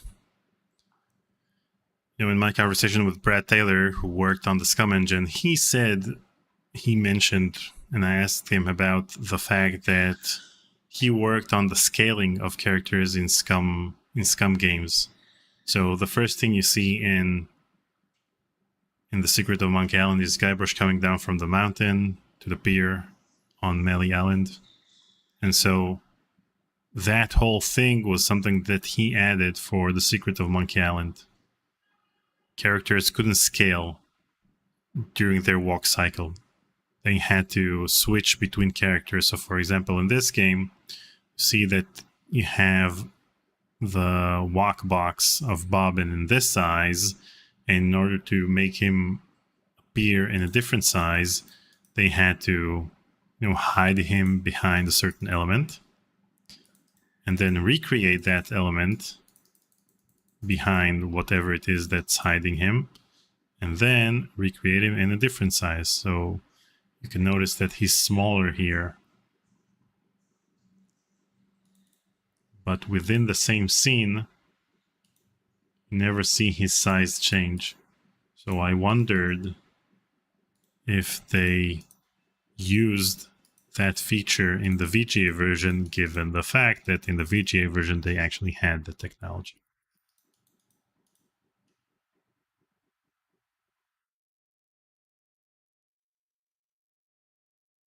Where are we?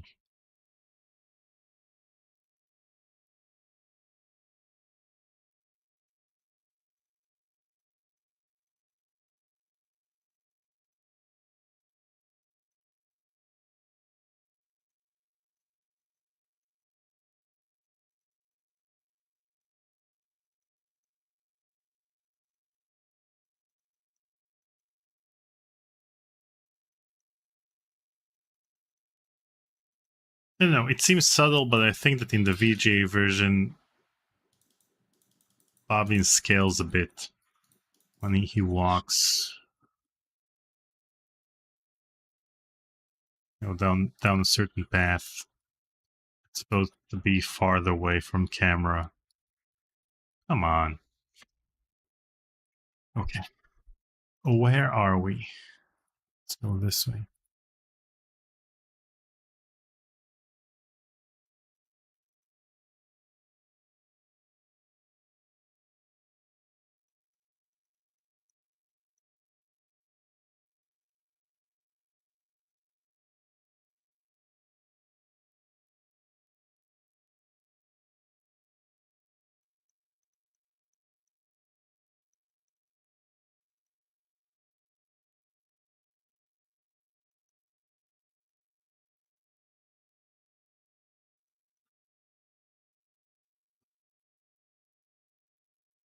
Right, I've been here. Yeah.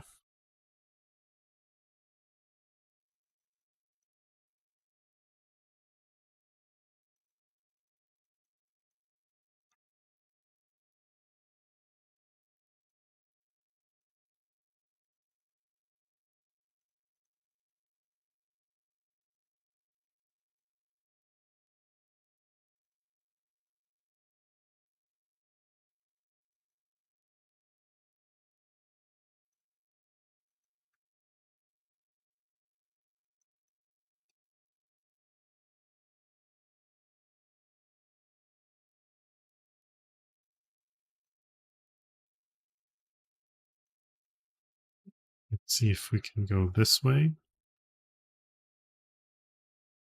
Oh, that's where we came from.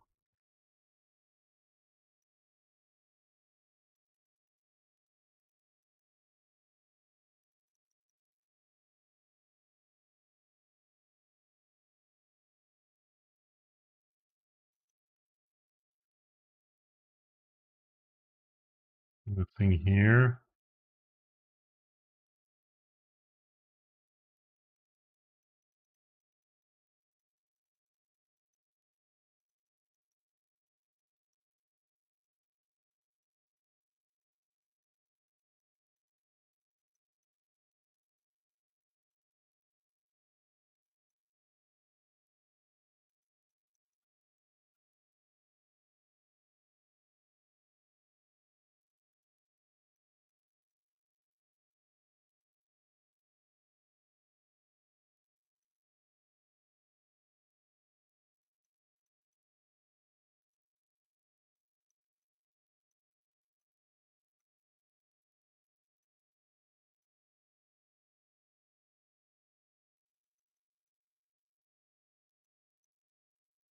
It still amazes me the amount of technological leaps we had back in the early 90s as opposed to what we have nowadays.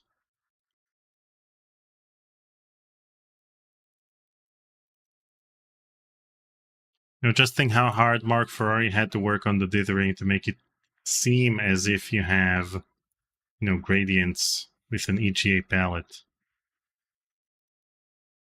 And he did that in 1990. And then by 1992, you already have VGA only games. So you don't even need to bother yourself with that. Just think that every hack and everything that they try to do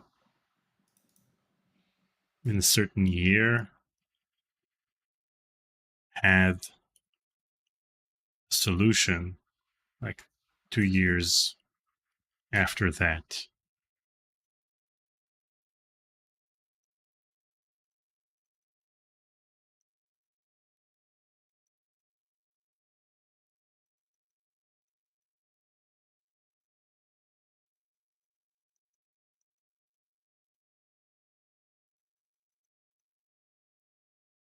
Okay, now are we supposed to go left? Am I lost? I mean, is Bobbin lost? It's back.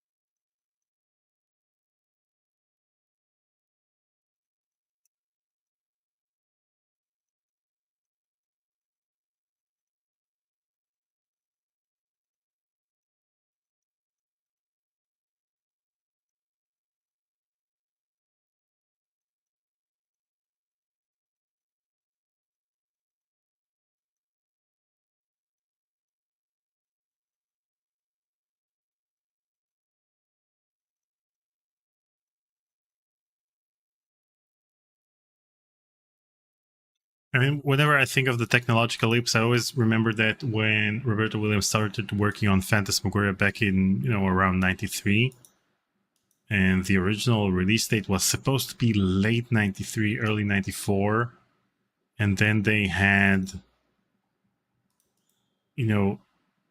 they reached a certain point in which they realized that they have to change the technology because there were better technologies to use at the time, and they had that like several times during the production of the game. So because they took their time working on the game between 93 and 95, they reached certain points in the production where they had to change everything or redo everything, and you don't get that nowadays. They've been working on GTA 6 for 10 years, and it doesn't seem like they have to rewrite everything from scratch every 2 years or every year, because then they wouldn't reach the end of production like ever.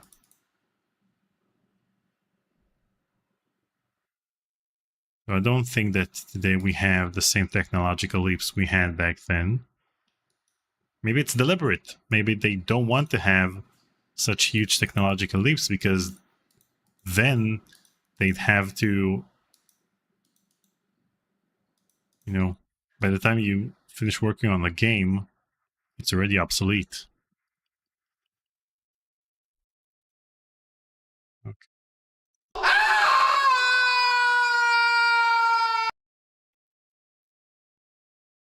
Guess I won't be going back that way.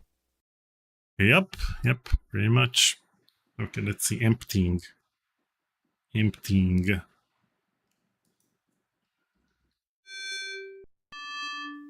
might help to point at some...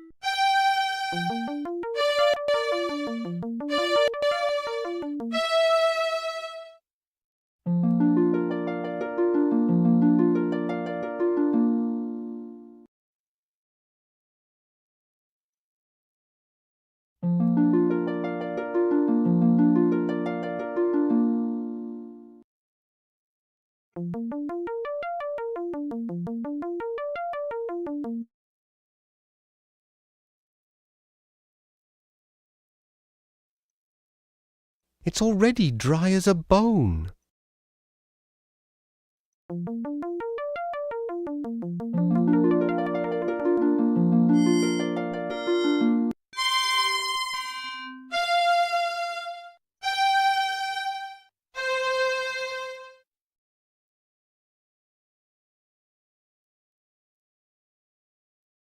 I mean, when I talk to the people who worked on these games, they're always talking about the fact that they had to take a gamble with whatever technology they believed would be the next big thing. Like when they would start working on the game, they would put all their money towards a certain technology that may or may not be popular or in everyone's homes by the time the game comes out. So, for example, the Seventh Guest, people didn't have CD-ROM drives when they started working on the Seventh Guest. Eventually, the Seventh Guest became the reason why people got CD-ROM drives.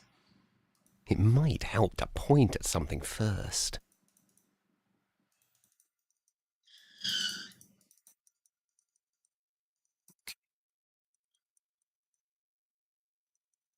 Go down.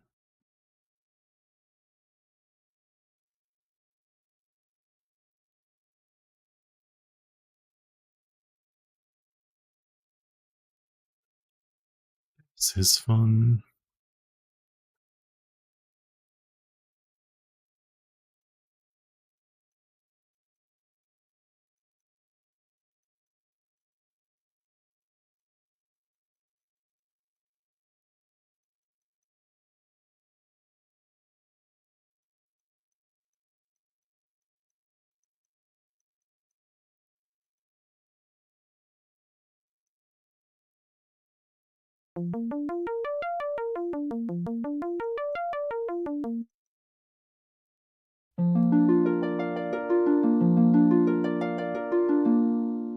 Bishop Mandible. What in the world is he up to?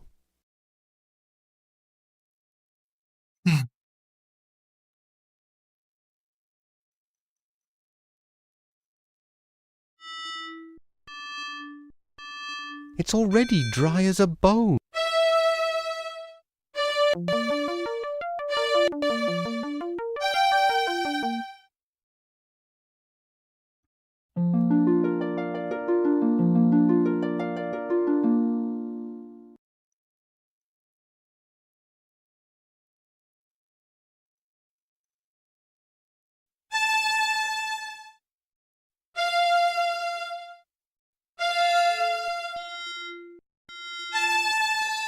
My own reflection. Okay.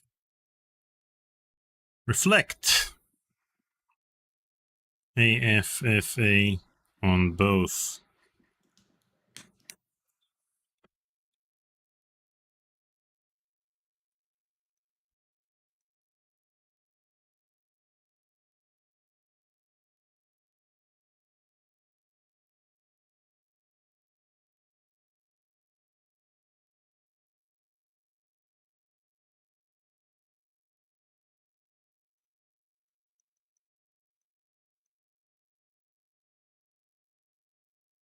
Frederica says, I think EGA is much moodier here.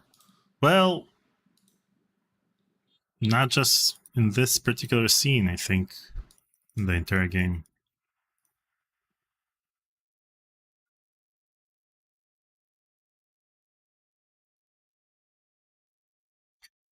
Gary Angelis says, I don't know if CD-ROM had been around for a while before the Seventh Guest and people just weren't buying it. Well, it was around. A lot of the technologies were around, but they were pretty expensive. So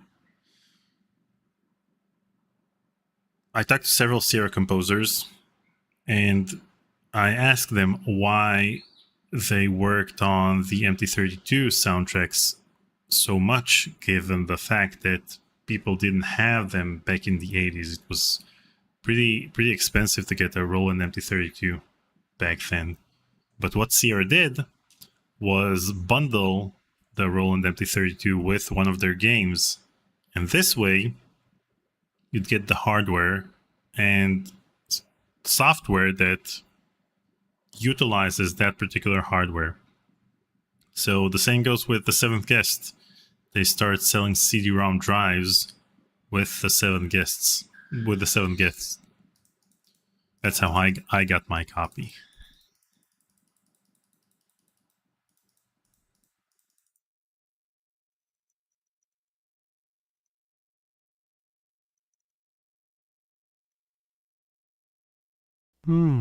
Repair costs must be spiraling. Okay. Here's our... Okay. It's the same for both.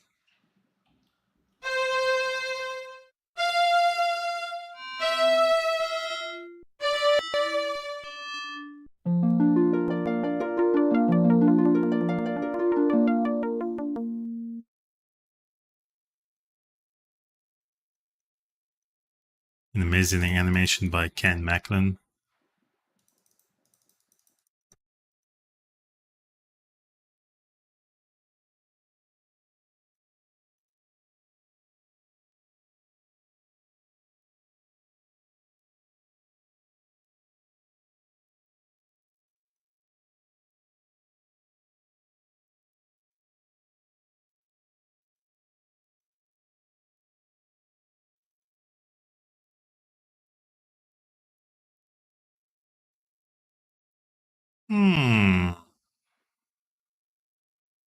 Look at that. In the EGA version, Rusty's sleeping over here, while in the VGA version, Rusty's sleeping over here.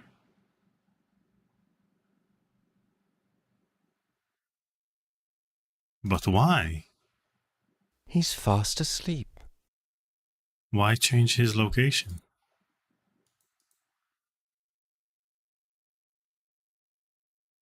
Let's reflect. Let's reflect on what we just did.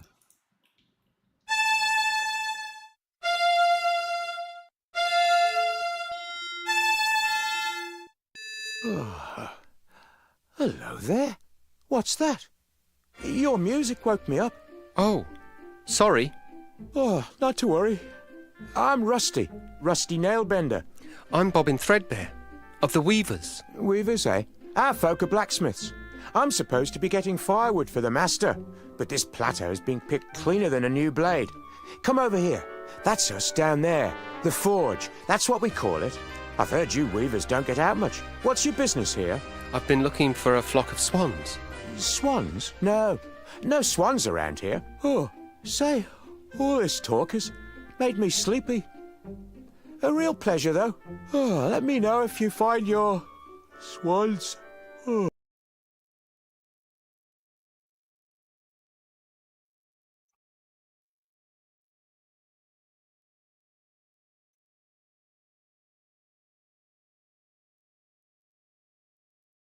So 80 Machine says the VGA version moved Rusty because they had to shorten the background scrolling time in the cutscene to match the CD audio. Maybe not to match the CD audio. Maybe they did that to avoid skips in the CD audio because the scrolling at the time was pretty CPU heavy. So maybe it would have caused skips in the audio. Because they could have, created the longer track.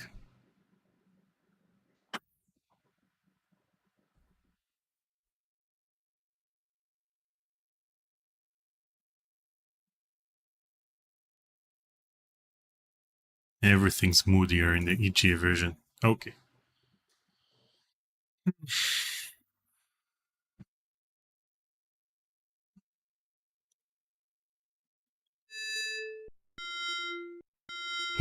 It might help to point.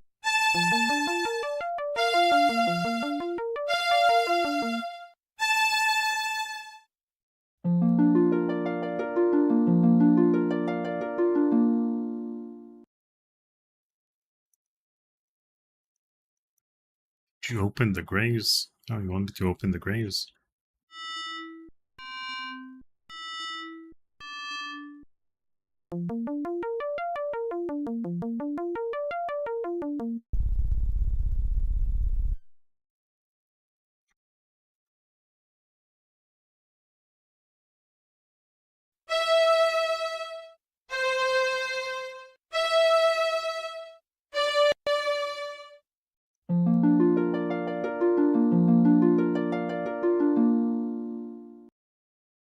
not sure I should try that.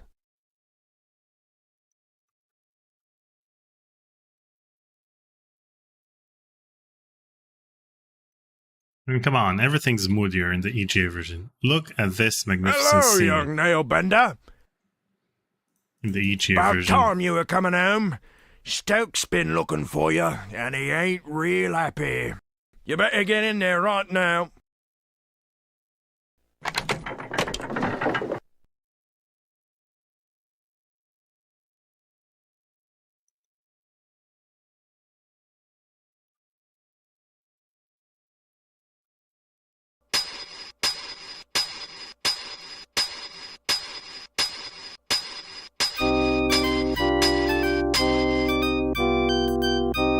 Just listen to the music you have in the EGA version, while in the VGA version you only have this annoying sound effect.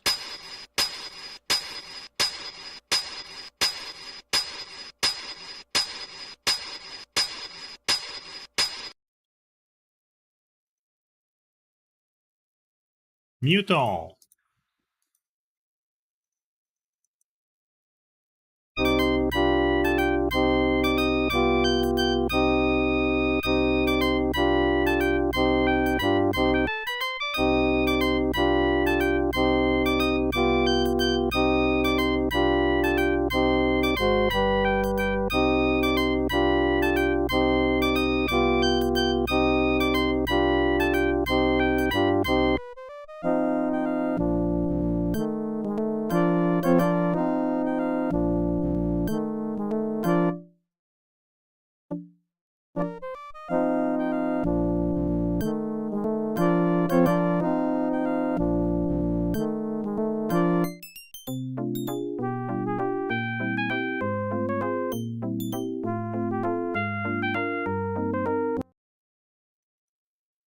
And this is probably what DJs it's do. about time, you lazy idiot! Sound I mixing sent you between out two 4 versions. hours ago for firewood, and you bring me back one scrawny stick? If your father weren't the foreman, I'd toss you in the furnace. You're just like the yous downstairs with the bishop right now. If that fire goes out and the cleric's swords don't get done... I'm sorry, I had a bit of trouble. Perhaps you'd like to offer your confessions to the bishop in person. I'd be happy to arrange it. Now give me that stick! I'm done dealing with the likes of you, Nailbender. I'll be back, and you'd better hope the furnace doesn't go out. What a mess. I can't do anything without my distaff.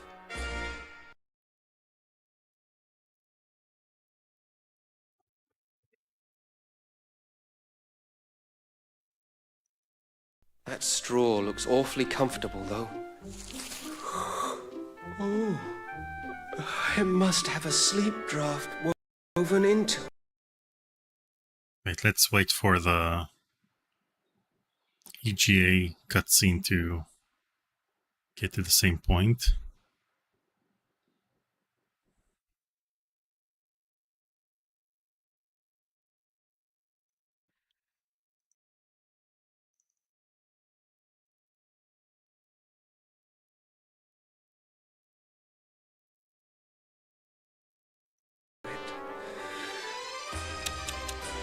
Imagine frightening a poor defenceless old thing like me. Caw.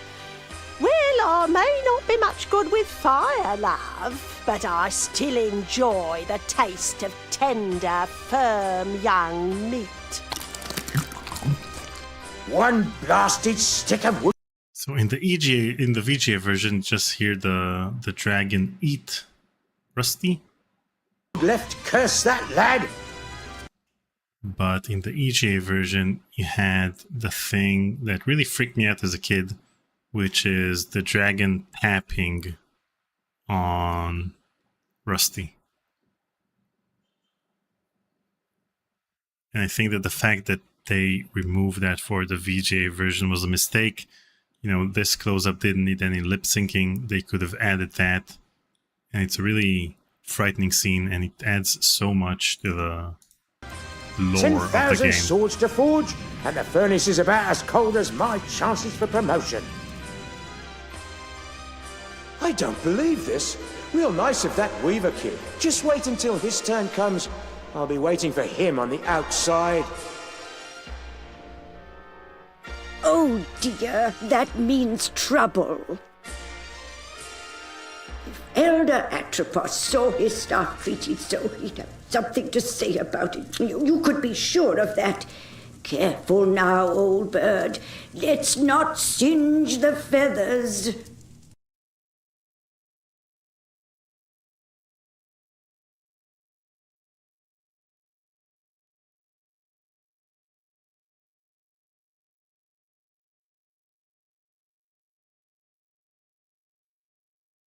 Yeah, Umber Company dies. It's part of the, part of life.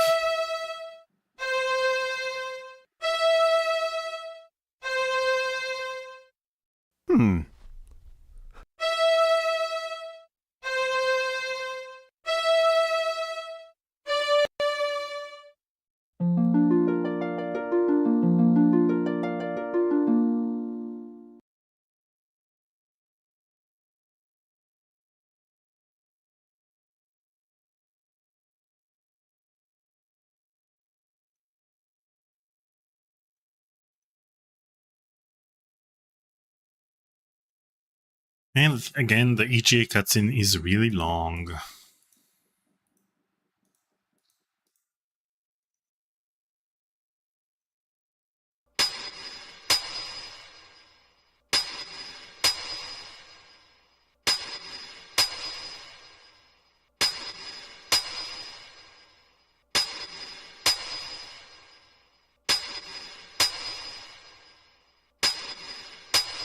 Where's Sharpen? The FAF.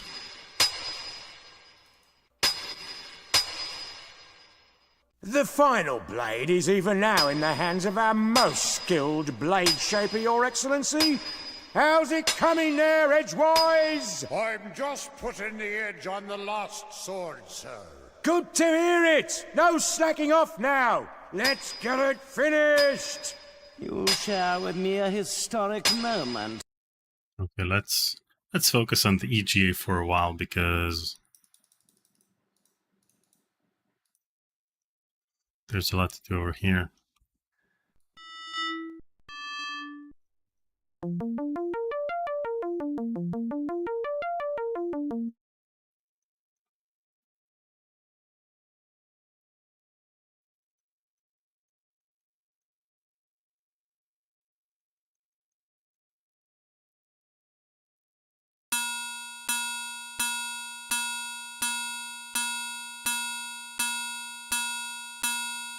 Listen to that ad-lib sword wielding.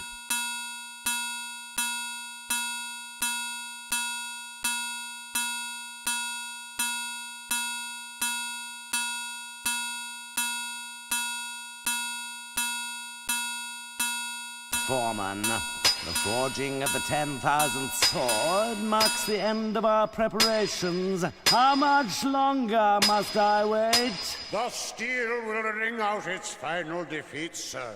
Not much longer now. Very good then! Carry on! Sharp is F.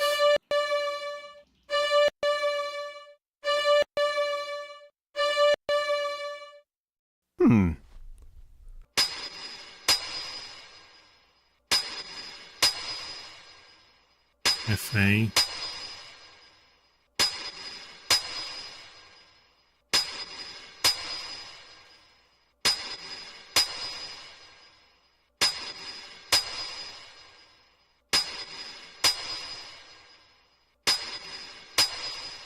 FD. Come on, pick up your sword.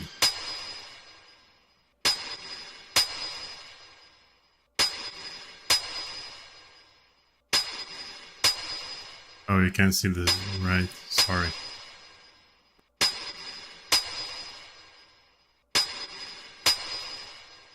FAFD.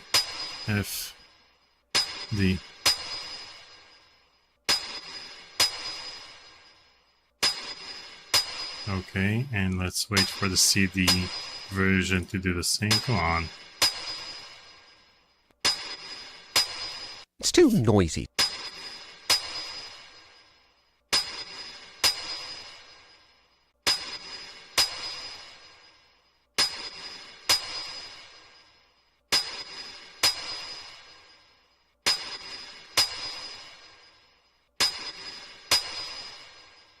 Boomberg says, I'm starting to get the impression that Bobbin doesn't care how many people have to suffer or die as long as he gets his mom back. Well, I get the impression as this is what happens in all the adventure games.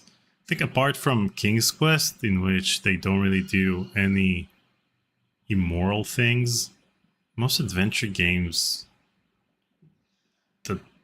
the character you play usually steals or kills or maims or does very horrible things to the people around him or her in order to achieve their goals.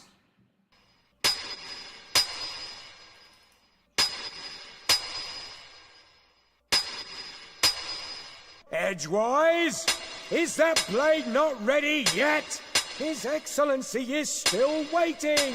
The metal is proud, sir.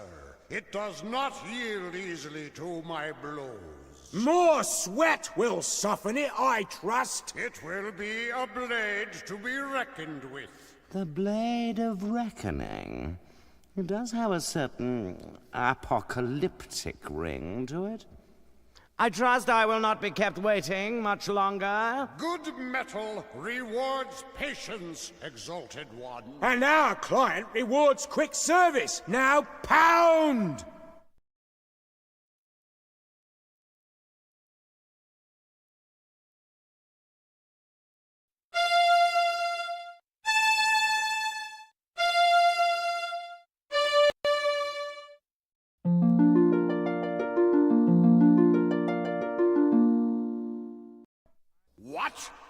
What evil is this? A witch's curse has twisted the final blade. A curse, Edgewise? I think not. It would take more than a mere witch's curse to ruin my plans. You there! Could it be that this little prank is of your doing? Yes? Well then, I would be honored to have you as my guest at the cathedral. I know some other curses that may amuse you.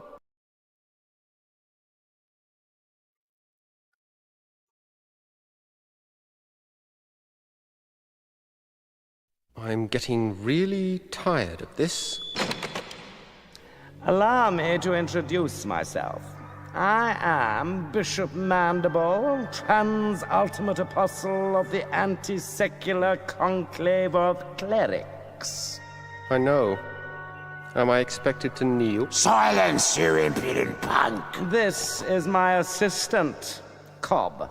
Charmed, I'm sure. And you require no introduction. Your cloak and staff betray your origins. But I must say I'm surprised to find you here. It's been quite a long time since any weaver bothered to leave that dreary little rock you call home. Loom. So provincial.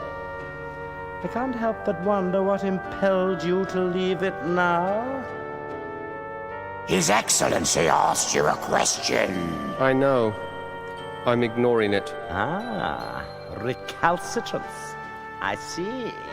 Shall I fetch the instruments of persuasion, Master? Please forgive my assistant his eagerness. I fear Cobb is not very worldly. He does not understand the dangerous power of a weaver. Dangerous? Your Reverence, him? Quite dangerous indeed, my dear Cobb. In fact, he could burst this flimsy iron cage open with hardly a second thought. That's impossible, most exalted one. I inspect the locks personally every fortnight. Observe and learn then, for even now your prisoner plans his escape. So to those watching who never played Loom before, Cobb is the guy from the Scum Bar in Monkey Island whom you ask about Loom. Only there it's Cobb with 2 Bs, and over here it's with 1 B.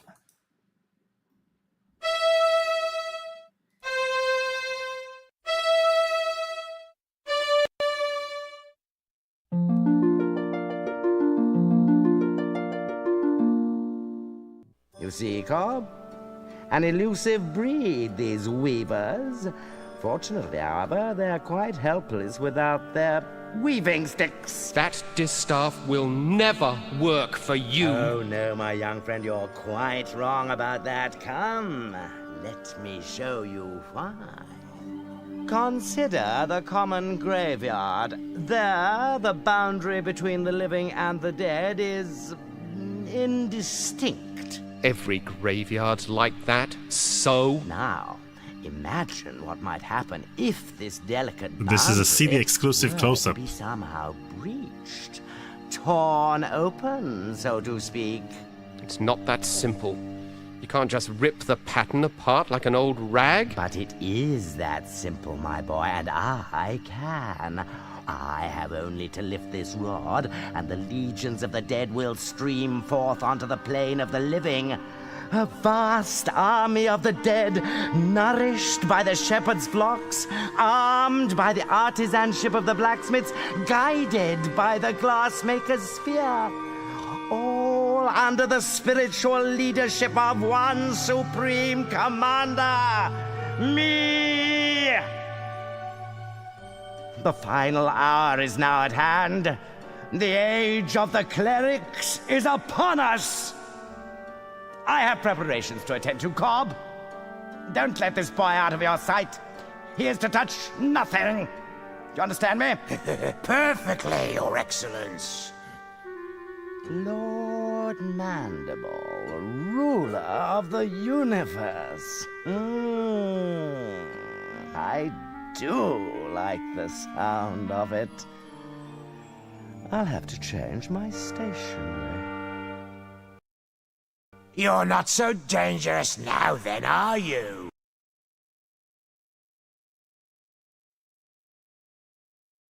So let's watch the EGA version for a while. So the interesting thing here is that we're gonna have an extra scene in the VGA version, which was only available in the expert mode in the EGA version. That's the scene in which Bobbin shows Cobb what's under the hood.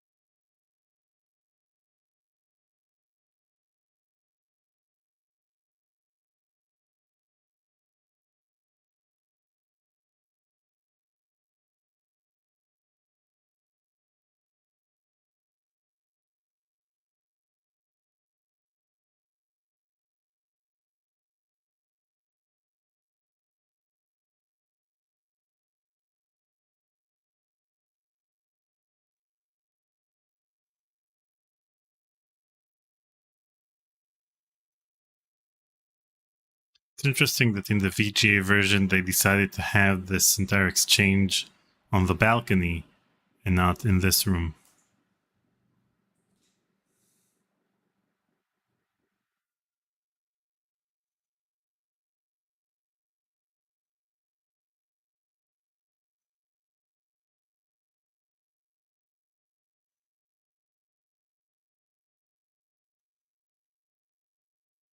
Here it says, so while the music in scenes in the EGA version is nice, it seems that to not happen too often, and so I think the voices in the VGA fill in this gap.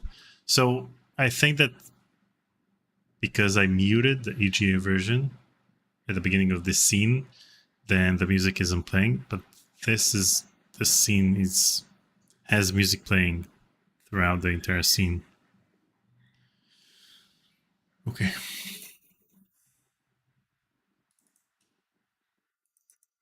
Keep away from that! His Eminence said not to touch anything! I wasn't going to touch it. Just looking, Cobb. that's all. Just looking, eh? Well then, perhaps we can do a bit of a trade. How about I let you look in the sphere if... If... what? Well, the legends say that to gaze upon an uncloaked weaver brings death. Naturally, we clerics aren't given to such silly superstitions, but I'm curious. Let's answer this one once and for all, shall we?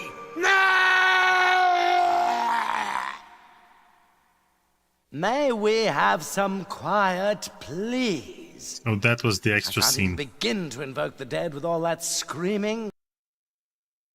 Well, he can't say he wasn't warned. And in the EGA version, we have the close-up of Cobb that was later used in Monkey Island. This close-up was done by Steve Purcell.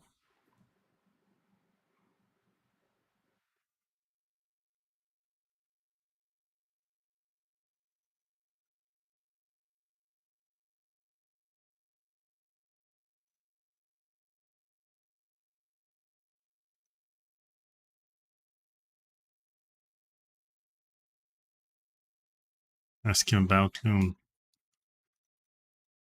Will do.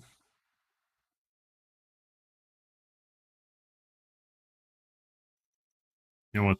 Let me look at the sphere first.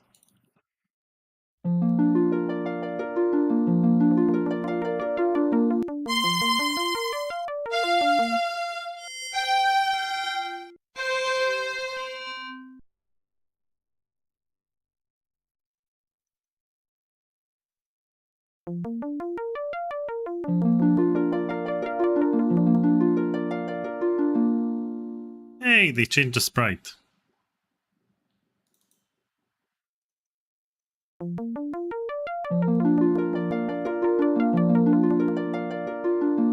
Hey, they changed the background color.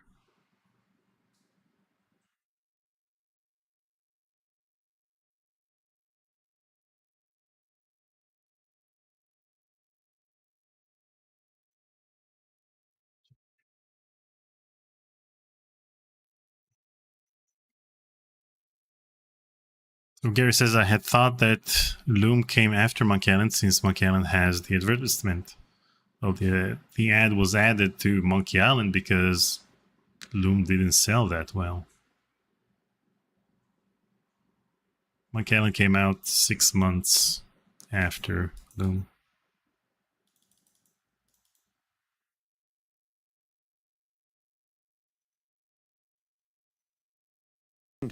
I see Cobb has been lax in his duty. No matter. You're just in time to witness the dawn of a new era. You don't have the slightest idea of what you're doing. The pattern is already worn and frayed. If you rip a hole in it now, the consequences will be beyond anything you can imagine. Spare me your weaver mysticism, boy. The time has come when the dead shall no longer envy the living.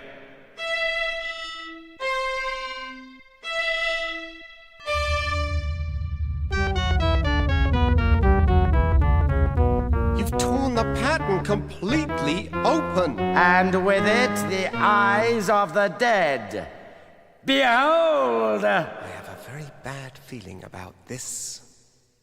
Who dares disturb the peace of those who sleep?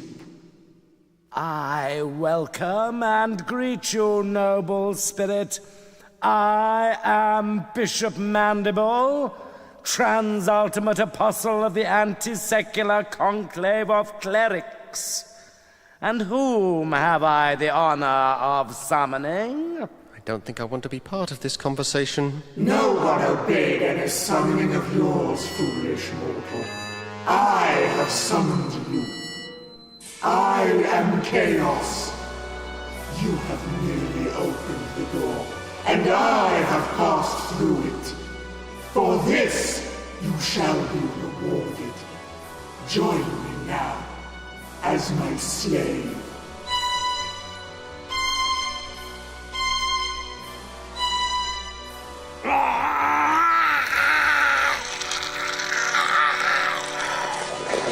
I see it has been much too long since my last visit. Interesting, the VGA cutscene is much longer. I can't seem to hold on to this thing.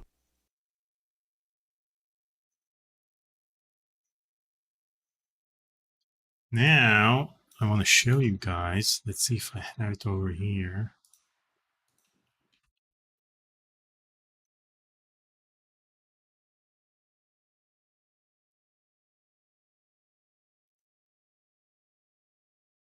So one of the animations that Anson Ju worked on for the CD version, but was eventually removed from the CD version, wasn't added to it, is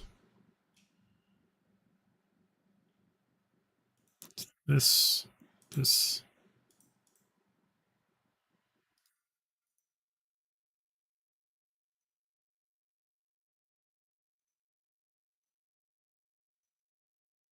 So these are some of the animations he worked on. So one of them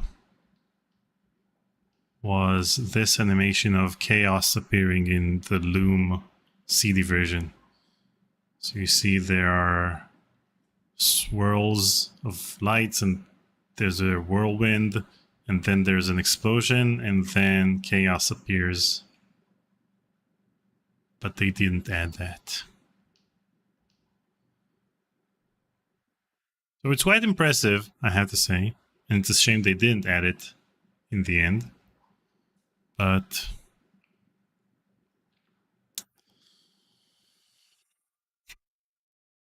back to the game. Ozzy asks, how do you disable the awful sprite smoothing on the Steam VGA version? Well, if it's ScumVM, you can change it in ScumVM settings. If it's best not to use the ScumVM version that comes with Steam or the DOSBox version. Just install ScumVM and then add the Steam folder to ScumVM and then change everything. You know, the default settings don't have the sprite smoothing, which is horrible.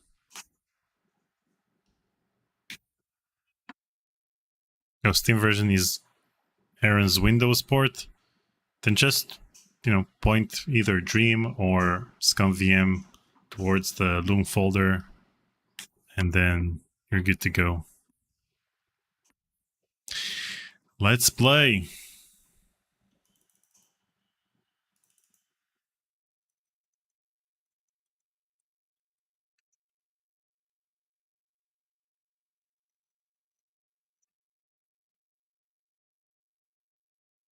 It might help to point at something first. It might help.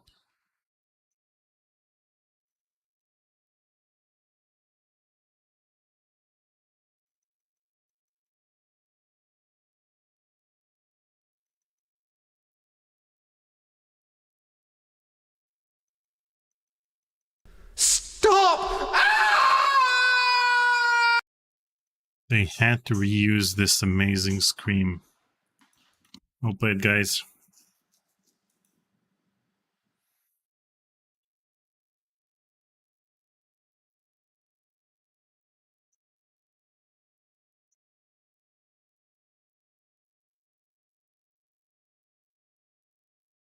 Dragoon says Chaos looked nearly identical to Disney's Maleficent. Yep, because it was actually based on it. A lot of the elements and the color palette was based entirely on Sleeping Beauty. Let's see that part. A second. Do I have it?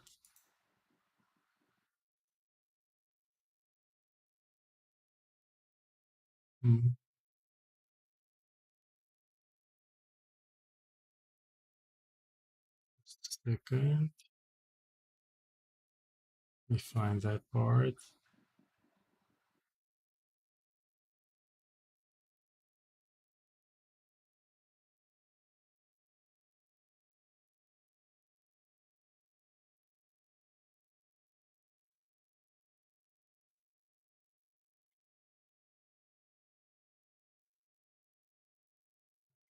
it is.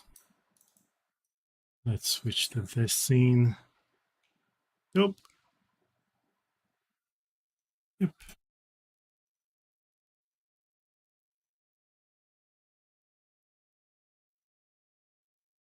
This film discovered that in discussing the visual style of Loom with Gary and Mark, I discovered that we all shared a particular admiration for this film, Walt Disney's 1959 production of Sleeping Beauty. We liked the animation of Mark Davis. Top Fuel tipped 15 pieces of 8. I played the CD version first back when it came out. I like the look of the EGA version better though. Yep. The EGA version is magnificent. Thank you for the donation, Top Fuel. One of Disney's 9 old men and creator of the film's delicious villain, Maleficent. The dreamy, twinkling style of visual effects animator Ub Iwerks, and most especially the distinctive art and color direction of Ivan Earl, a maverick perfectionist who managed to piss off the entire Disney production staff, but made Sleeping Beauty look and sound like no other Disney film. This montage shows a few examples of how Sleeping Beauty informed and inspired the visual design of Loom. So please don't directly compare even the other EGA graphics with Super Technorama 70, but you can see where we're using the palettes and everything. I'll just let this play. This is an amazing, that's just a still they show in Sleeping Beauty for 10 seconds. No animation, they just show that incredible painting, right? There she is.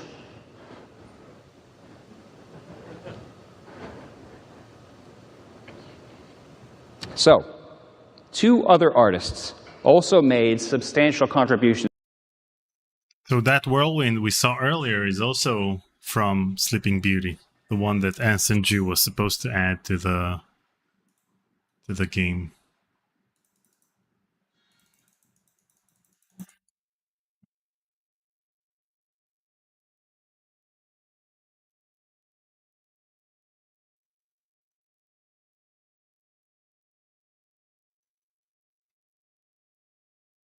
Well, well, well. I'd better not wander off too far. Rusty? Is that you? You don't look at all well. I'm not well. Actually, I'm dead. I don't know what to say. You don't have to say a thing. What do I matter? I'm just another one of the dead. Oh, Rusty, I feel terrible. I didn't know. And that's not even the end of it. I go outside to wait for doomsday, like a good little ghost see. But no sooner do I get settled again, but some stupid idiot shreds the universe apart and hauls us all back inside. There are a lot of very unhappy dead wandering around here, let me tell you. I know. I was there when it happened. I might have known this was all your fault. No, it wasn't me. The bishop managed this one all on his own. Yeah? Well, there's going to be hell to pay, literally. There's talk among the dead that they're going to take over the world, starting with the Forge. My home, where we used to build strong things, good things.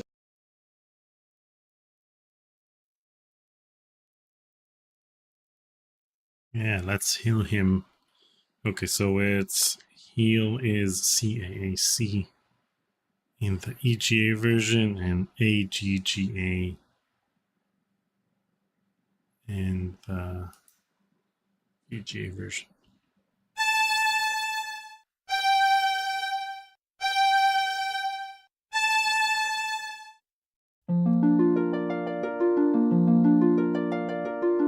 You did it! You brought me back! It is what you wanted, isn't it? Believe me, being alive is a lot more fun than being dead. But how did you do it? Well, healing your body was easy. You're alive because the pattern is torn and your soul was free to return to this side. Well, I must go, Bobbin. I've got to know what happened to the rest of my guild. And I must do the same. Good luck, Rusty. And be careful. Good fortune to you too, my friend. All is forgiven.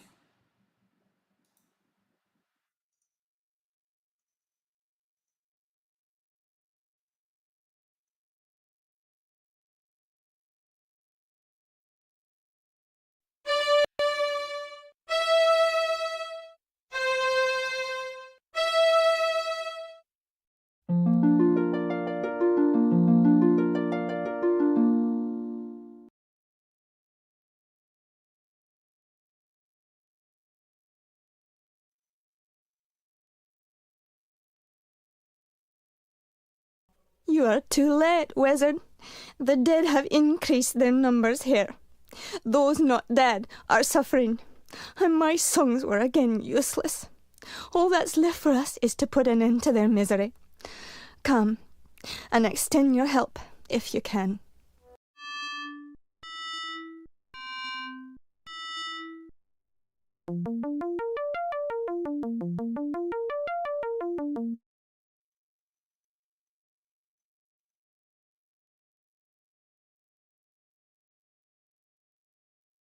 So over here in the VGA version, you have a close-up of this particular location.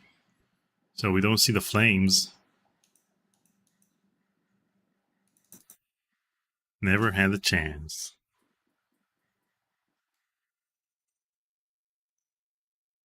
Let's heal everyone. It might help to point at something.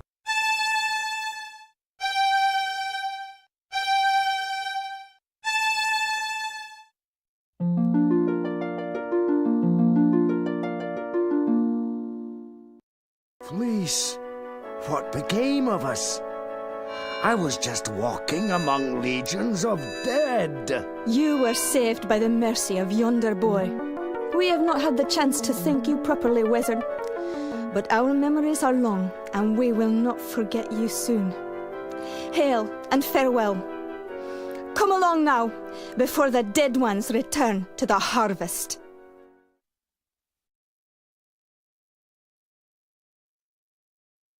And in the EGA version, you have pools of blood around the grass.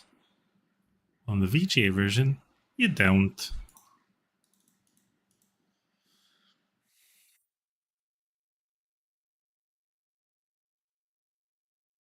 That's interesting. Cast heal.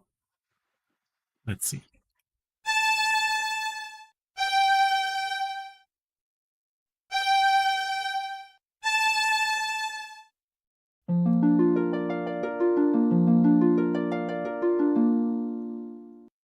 That's an odd choice for an alternate solution. Don't actually heal the holes. But sure, why not?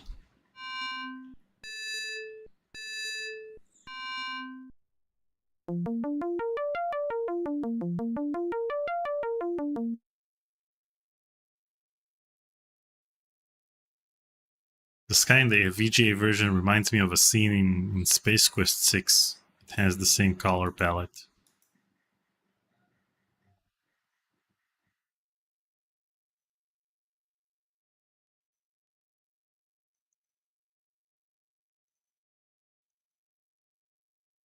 Again, the VGA version is censored, so we don't have the pool of blood.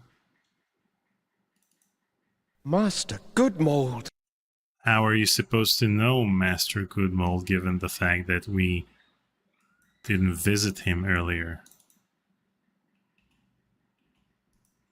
Ah, the Weaver boy. At least you've escaped the terror of the dead ones. It appears the Crystal Guard has not been so fortunate. But I don't understand. Why did you not use the Great Scythe? We never doubted the scythe could save us. No, never, no indeed. Even chaos must fall under its blade. But we could not do it. To unleash such merciless evil would show us to be no better than our enemies. The entire world would have feared us when it was done. And to have become so much like our enemy was unthinkable. Just unthinkable. And so you didn't use it? We knew the price. The best we could hope for was to defend it bravely. But we are not warriors. You mean Chaos stole the scythe? We did what we could, but it was not enough. Remember us, my young friend. Tell the word that we fought with courage and chose death with clarity. Above all else, clarity.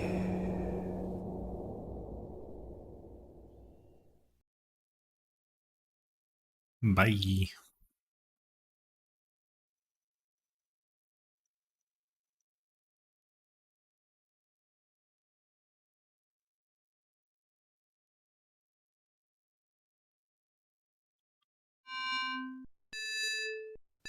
It might help to point at something first.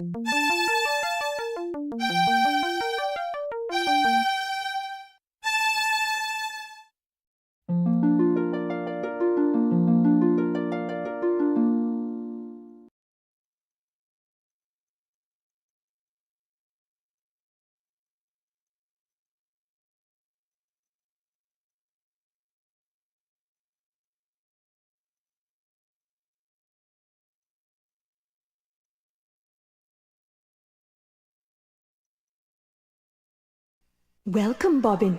You have joined us here at last. Where am I? You are outside the pattern, the home of the dead, and of those transcended. The shore of wonder? Yes, Bobbin, the shore of wonder. And you are the first to behold it with mortal eyes. With mortal law. Great sound editing, everyone. Your journey has been long, and you must have many questions. You're the swan that appeared each year on my birthday, aren't you? You saw me clearly then. I was never sure. But those visits meant so much. My only chance to watch you grow. You see, the elders forbade me to set foot on Loom Island just after you were born. I thought you came to visit me, but I never quite believed it. Call it a mother's curiosity. For indeed, Loom Child, that is who I am. My mother is a swan? Indeed. In mortal life, however, I was Lady Signa Threadbare, banished by the elders 17 long years ago for drawing an unforeseen infant out of the loom. How I've longed to know you, and you to know me, my son. Liar. That's just not true. My mother is buried in the weaver's graveyard. Dear Hetchel, she and the elders put that stone there so you wouldn't ask too many questions. Hetchel vowed to protect you forever, Bobbin. She is my dearest friend, and she loves you very much. But I fear her love has driven her to recklessness. What do you mean? Where is she? She flew off to Loom Island to confront the dead ones. The dead ones are after her? It's not Hetchel they're after, my son. They want the loom itself. If Chaos masters its secrets, the pattern will be hers to control. Hetchel plans to destroy the loom if Chaos doesn't consume her first. No, I've got to go back there, now! You won't get far in that direction. The loom lies beyond the lake. No, you must try a more subtle strategy. Oh. What do you propose? The dead ones move between the holes your bishop friend rent in the pattern. If you weave the holes closed, it will be harder for them to follow. What's up with the sound editing? Her eyes. They're just like mine. No, they're not. So a lot of the things that were revealed in this correspondence is... All of the holes must be sealed before you dare approach the loom. Oh, that's right. We forgot the first hole. So a lot of the things she told Bobbin over here were already disclosed in the audio drama. So if you listen to the audio drama, you're not supposed to be surprised by any of the things she's telling you right now.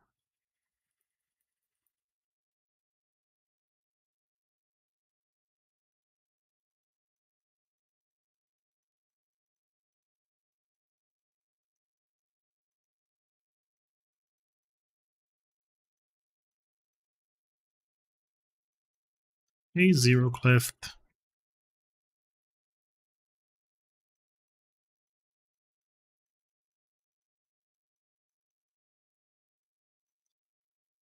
Man, I forgot to close this one. I think I'll stay out of there. That dragon looked rather hungry.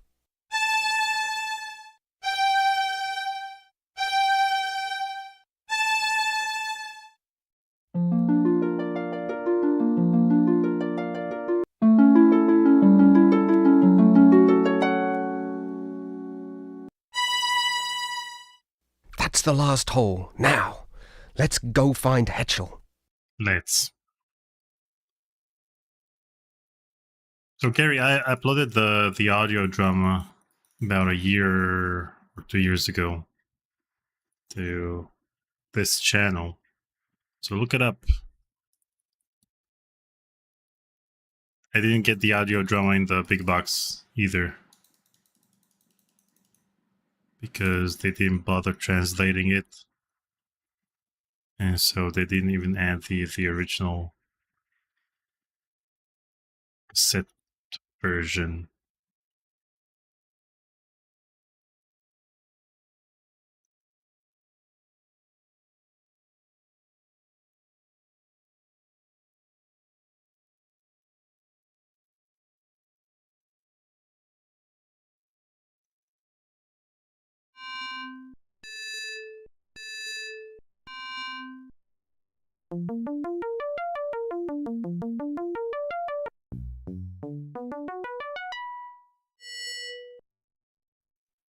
No, Gary, it's not available in the GOG version. And I found the CD rip of the audio drama because some big boxes had it in the form of a cassette tape.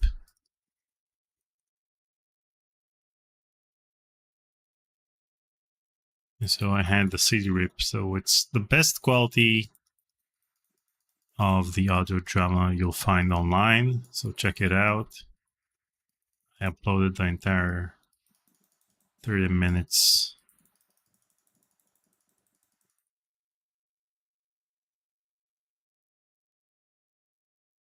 Do they prefer the EGA or the VGA version?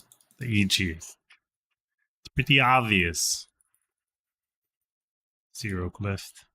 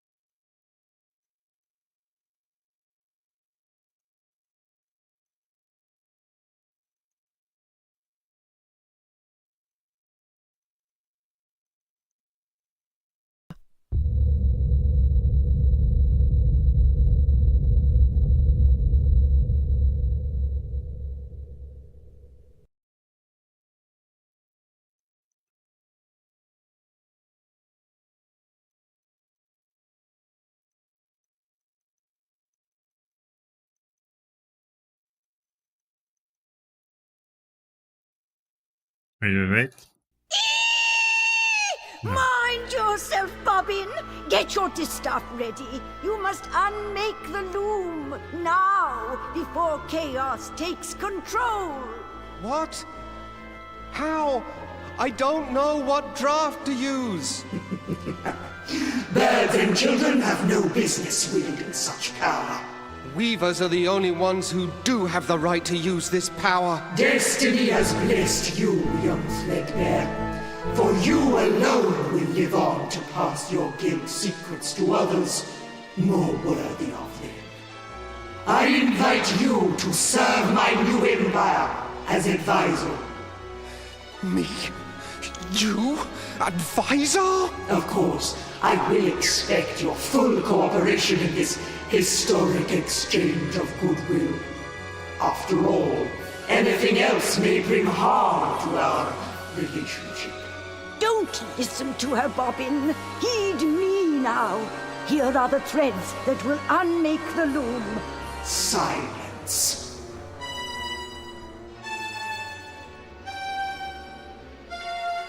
Rachel, say something, please. I need that draft. Enough!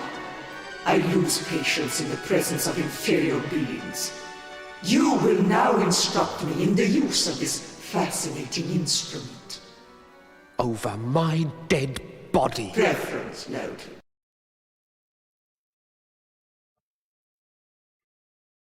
AT Machine says VGA Bobbin power walks through the vestibule. Yeah, that's what I wanted to check, but, you know, chaos came. Chaos ensued.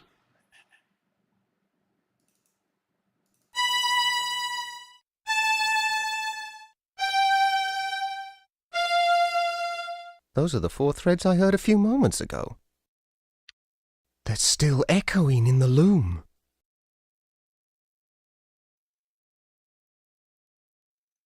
A beak moves, but there's nothing, not a sound.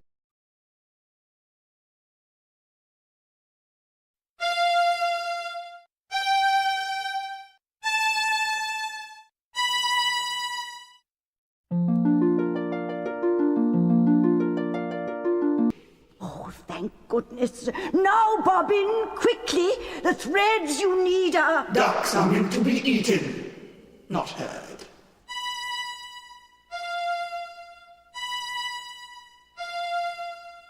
Now, I believe we were discussing the secrets of the Loom.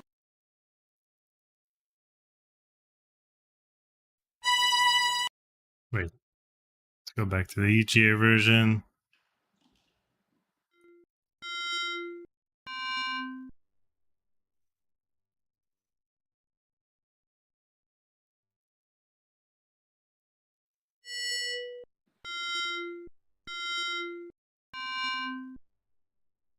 BFFC. Right?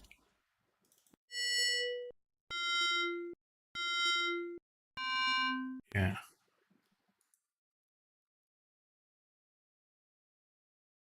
CFFB.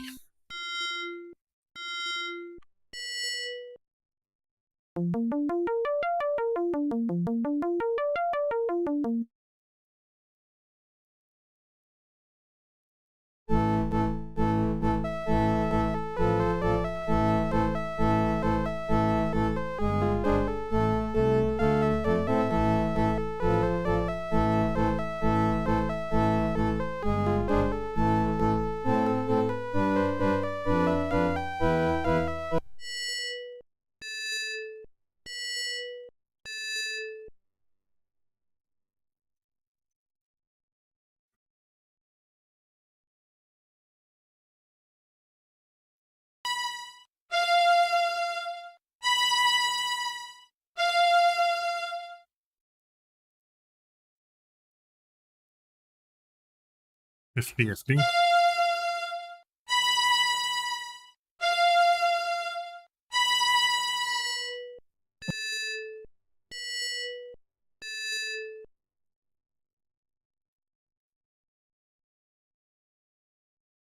ABAB.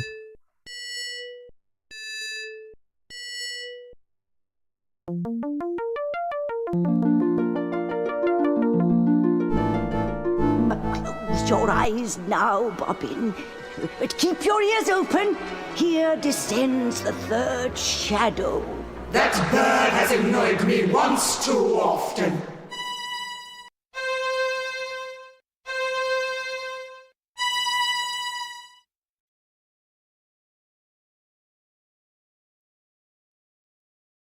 Now, my esteemed advisor, where were we before we were so rudely distracted? Hetchel's black feather.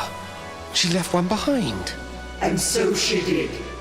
I think I shall keep it as a souvenir of our little encounter. I want that feather.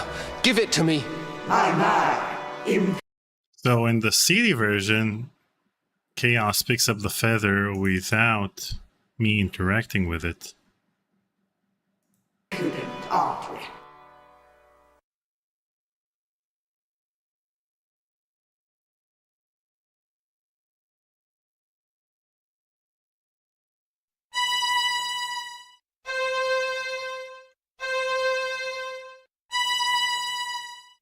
BCCB in the VGA version.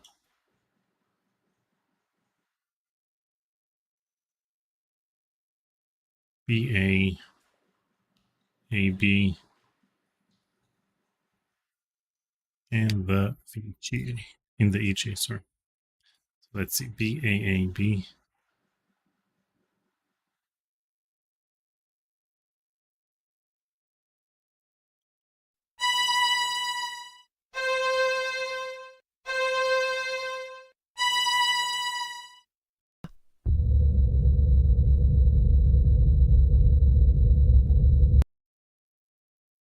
Bobbin!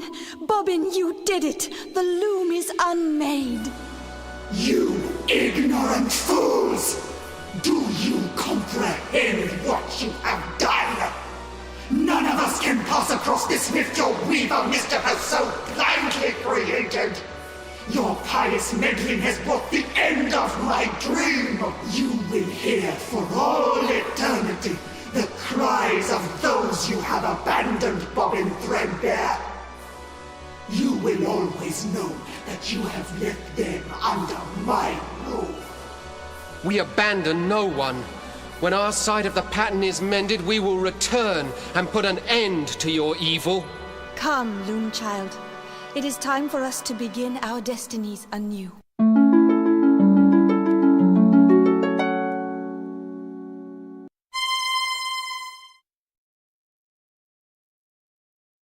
Leaving so soon, Weaver? I was looking forward to spending more time with you.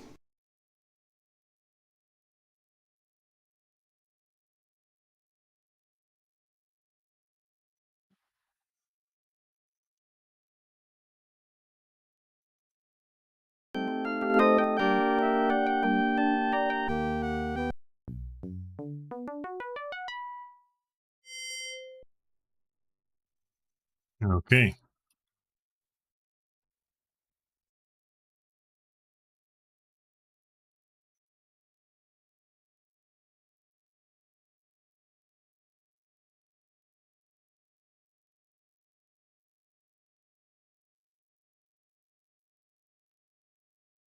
So here it is, the only instance in a LucasArts game in which you can point at yourself.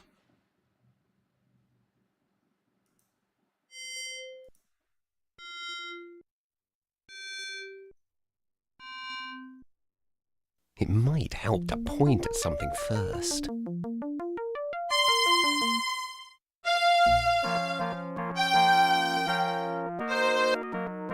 You know what, let's watch the EGA scene, the EGA version first, and we'll watch the VGA one.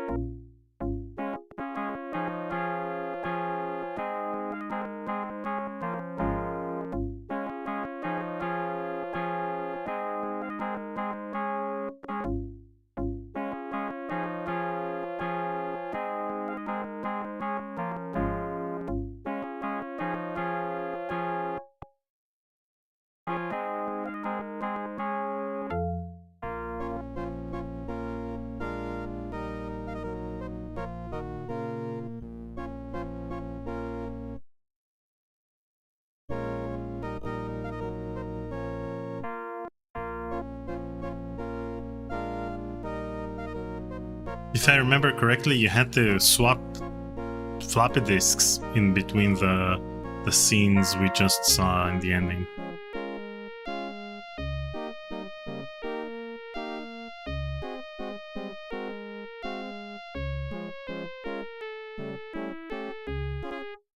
Okay, back to the VGA version.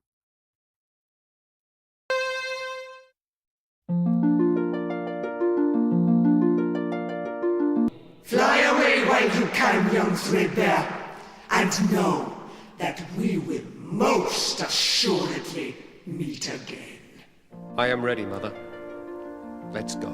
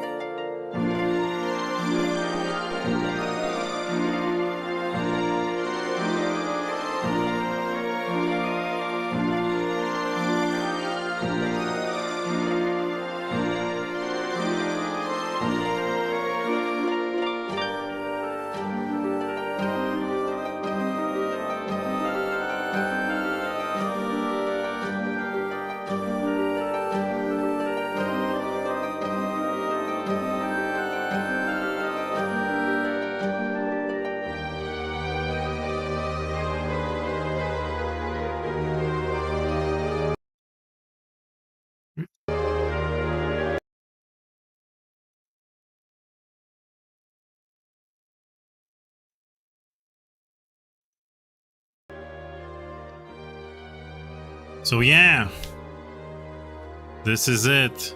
Painting Machine says GG, which is the U1 draft, and also because I played two games simultaneously, then GG, it's actually, you know, very adequate to use in this situation.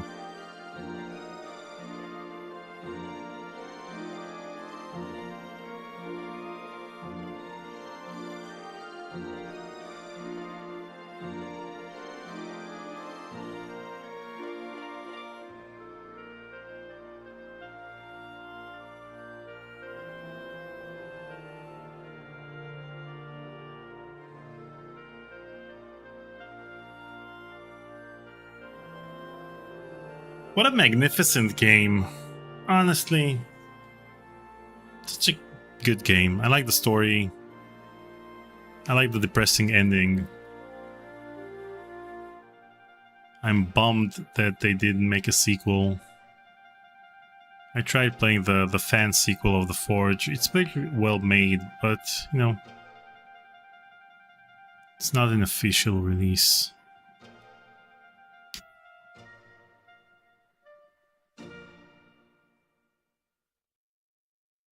The end, the end.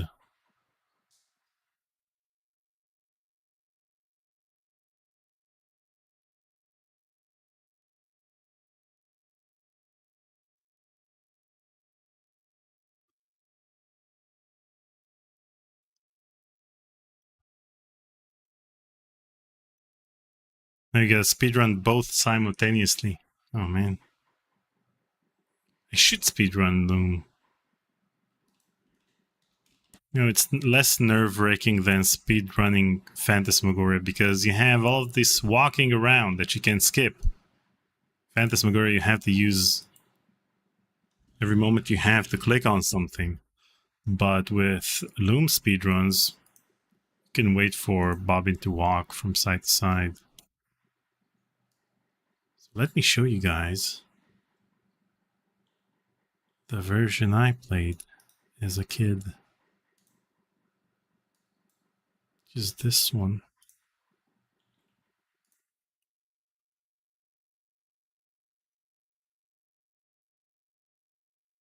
Yeah, Umbracum, special thanks to Orson Scott Card because he was in charge of truncating the dialogue.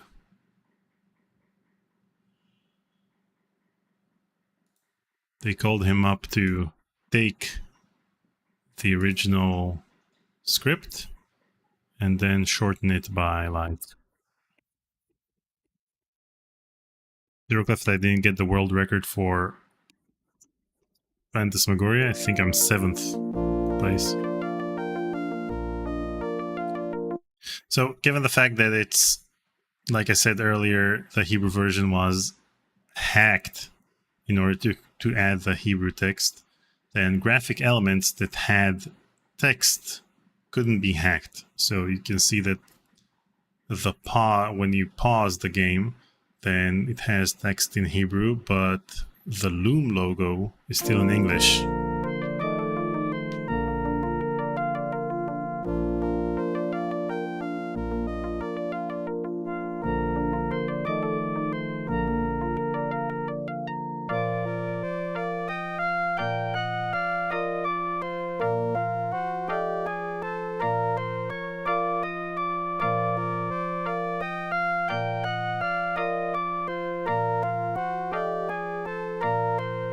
And you know, they had to deal with things like right to left text, things that weren't supported in the original version.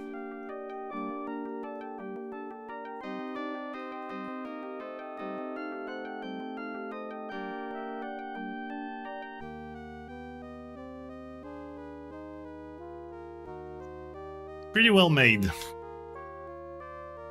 And translated by a 16-year-old. That was impressive. Nowadays he works at Google. I tried to get him for an interview, but he doesn't want to talk about the days of him translating Loom. So that's that.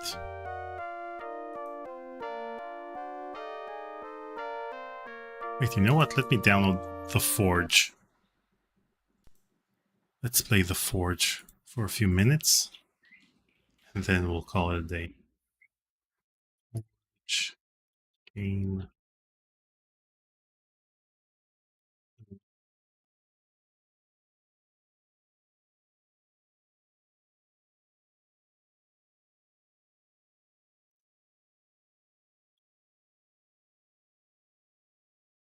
How is the translation quality?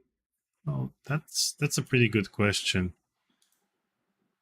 There are things that were translated that make the game, you can date the translation to the early 90s because they're using, wait a second, let me download Forge.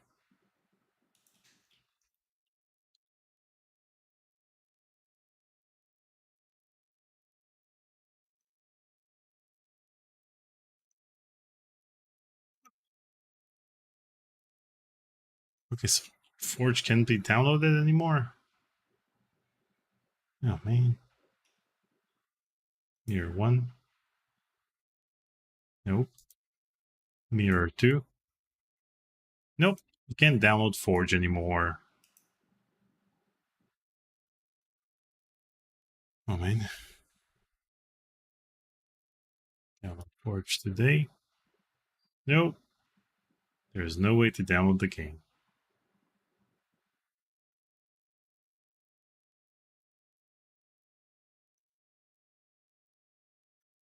Anyway, the translation has various things and wording that was used in the 90s that's no longer used. So you can date it to the 90s. But other than that, it's pretty spot on. Yeah, for chapter 1. Click on it, and I get to a Cahoots website. And all of the mirrors. Mirrors.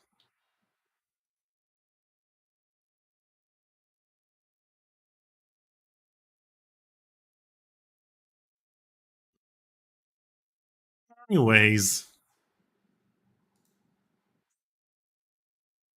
You know what, I'll just show the first chapter.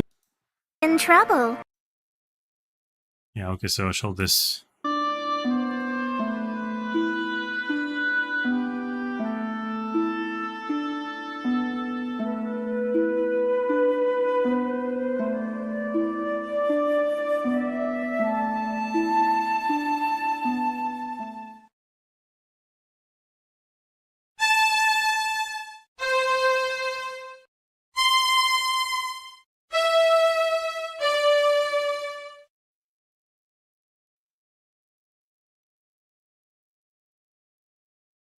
Oh, okay.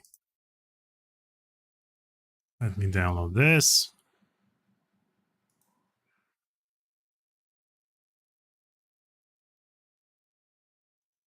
But we'll watch this in the meantime. Yeah, I saw the link on Discord. I'm downloading it right now. Thank you.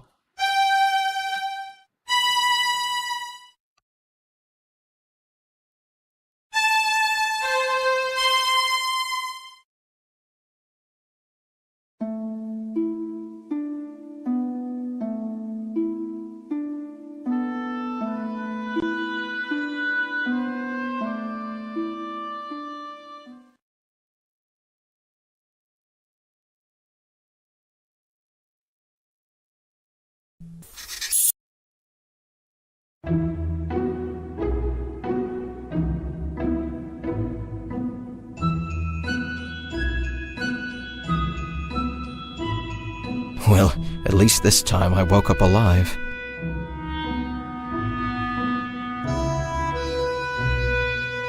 But where am I? And how did I get here? More importantly, how do I get back to the forge?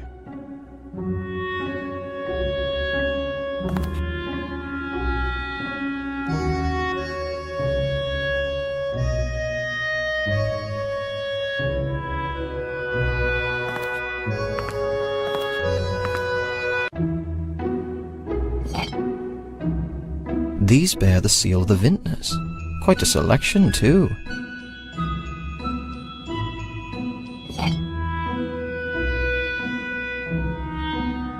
So you have these good, strong craftsmanship. You have these gloves, even if it is made from wood, which replace the drafts and the distaff.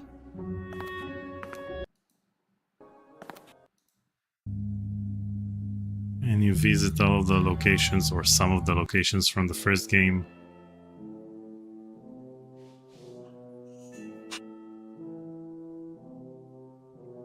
I don't know, I'm still bummed that after the 2015 GDC talk, Brian Moretti said that he'd entrust the rights to Loom with 3 companies. So it was Double Fine, Telltale, and Vegetai Games. And Vegetai is probably the only one who would create something similar in spirit to the original. But Dave doesn't want to work on a Loom sequel. He said that he doesn't want to deal with the red tape of getting the rights. And so I contacted someone at Disney I know who handles the rights to these games and who's in charge of the revival of the Monkey Island franchise back in 2009. He was in charge of the special editions and in charge of Tales of Monkey Island, and recently he was in charge of Return to Monkey Island. So I asked him if he'll be able to help with getting the rights to Loom, and he said sure, but I think that Dave just doesn't want to deal with, with the licensed IP. So no Vegetai Games, Telltale is a no-go, and Double Fine usually doesn't work on IPs that aren't done by Tim Schafer. So I guess we'll never see Forge.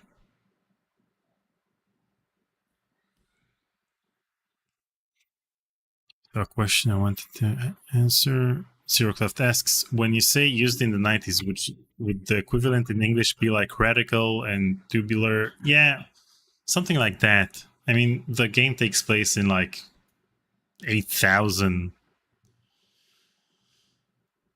the year 8,000 or 7862 or 79, I don't know. Anyway, and people aren't supposed to talk like they're in the 90s. It's like when you watch Demolition Man and they use wording that was used in the 90s, and so it dates the movie instead of trying to use timeless words.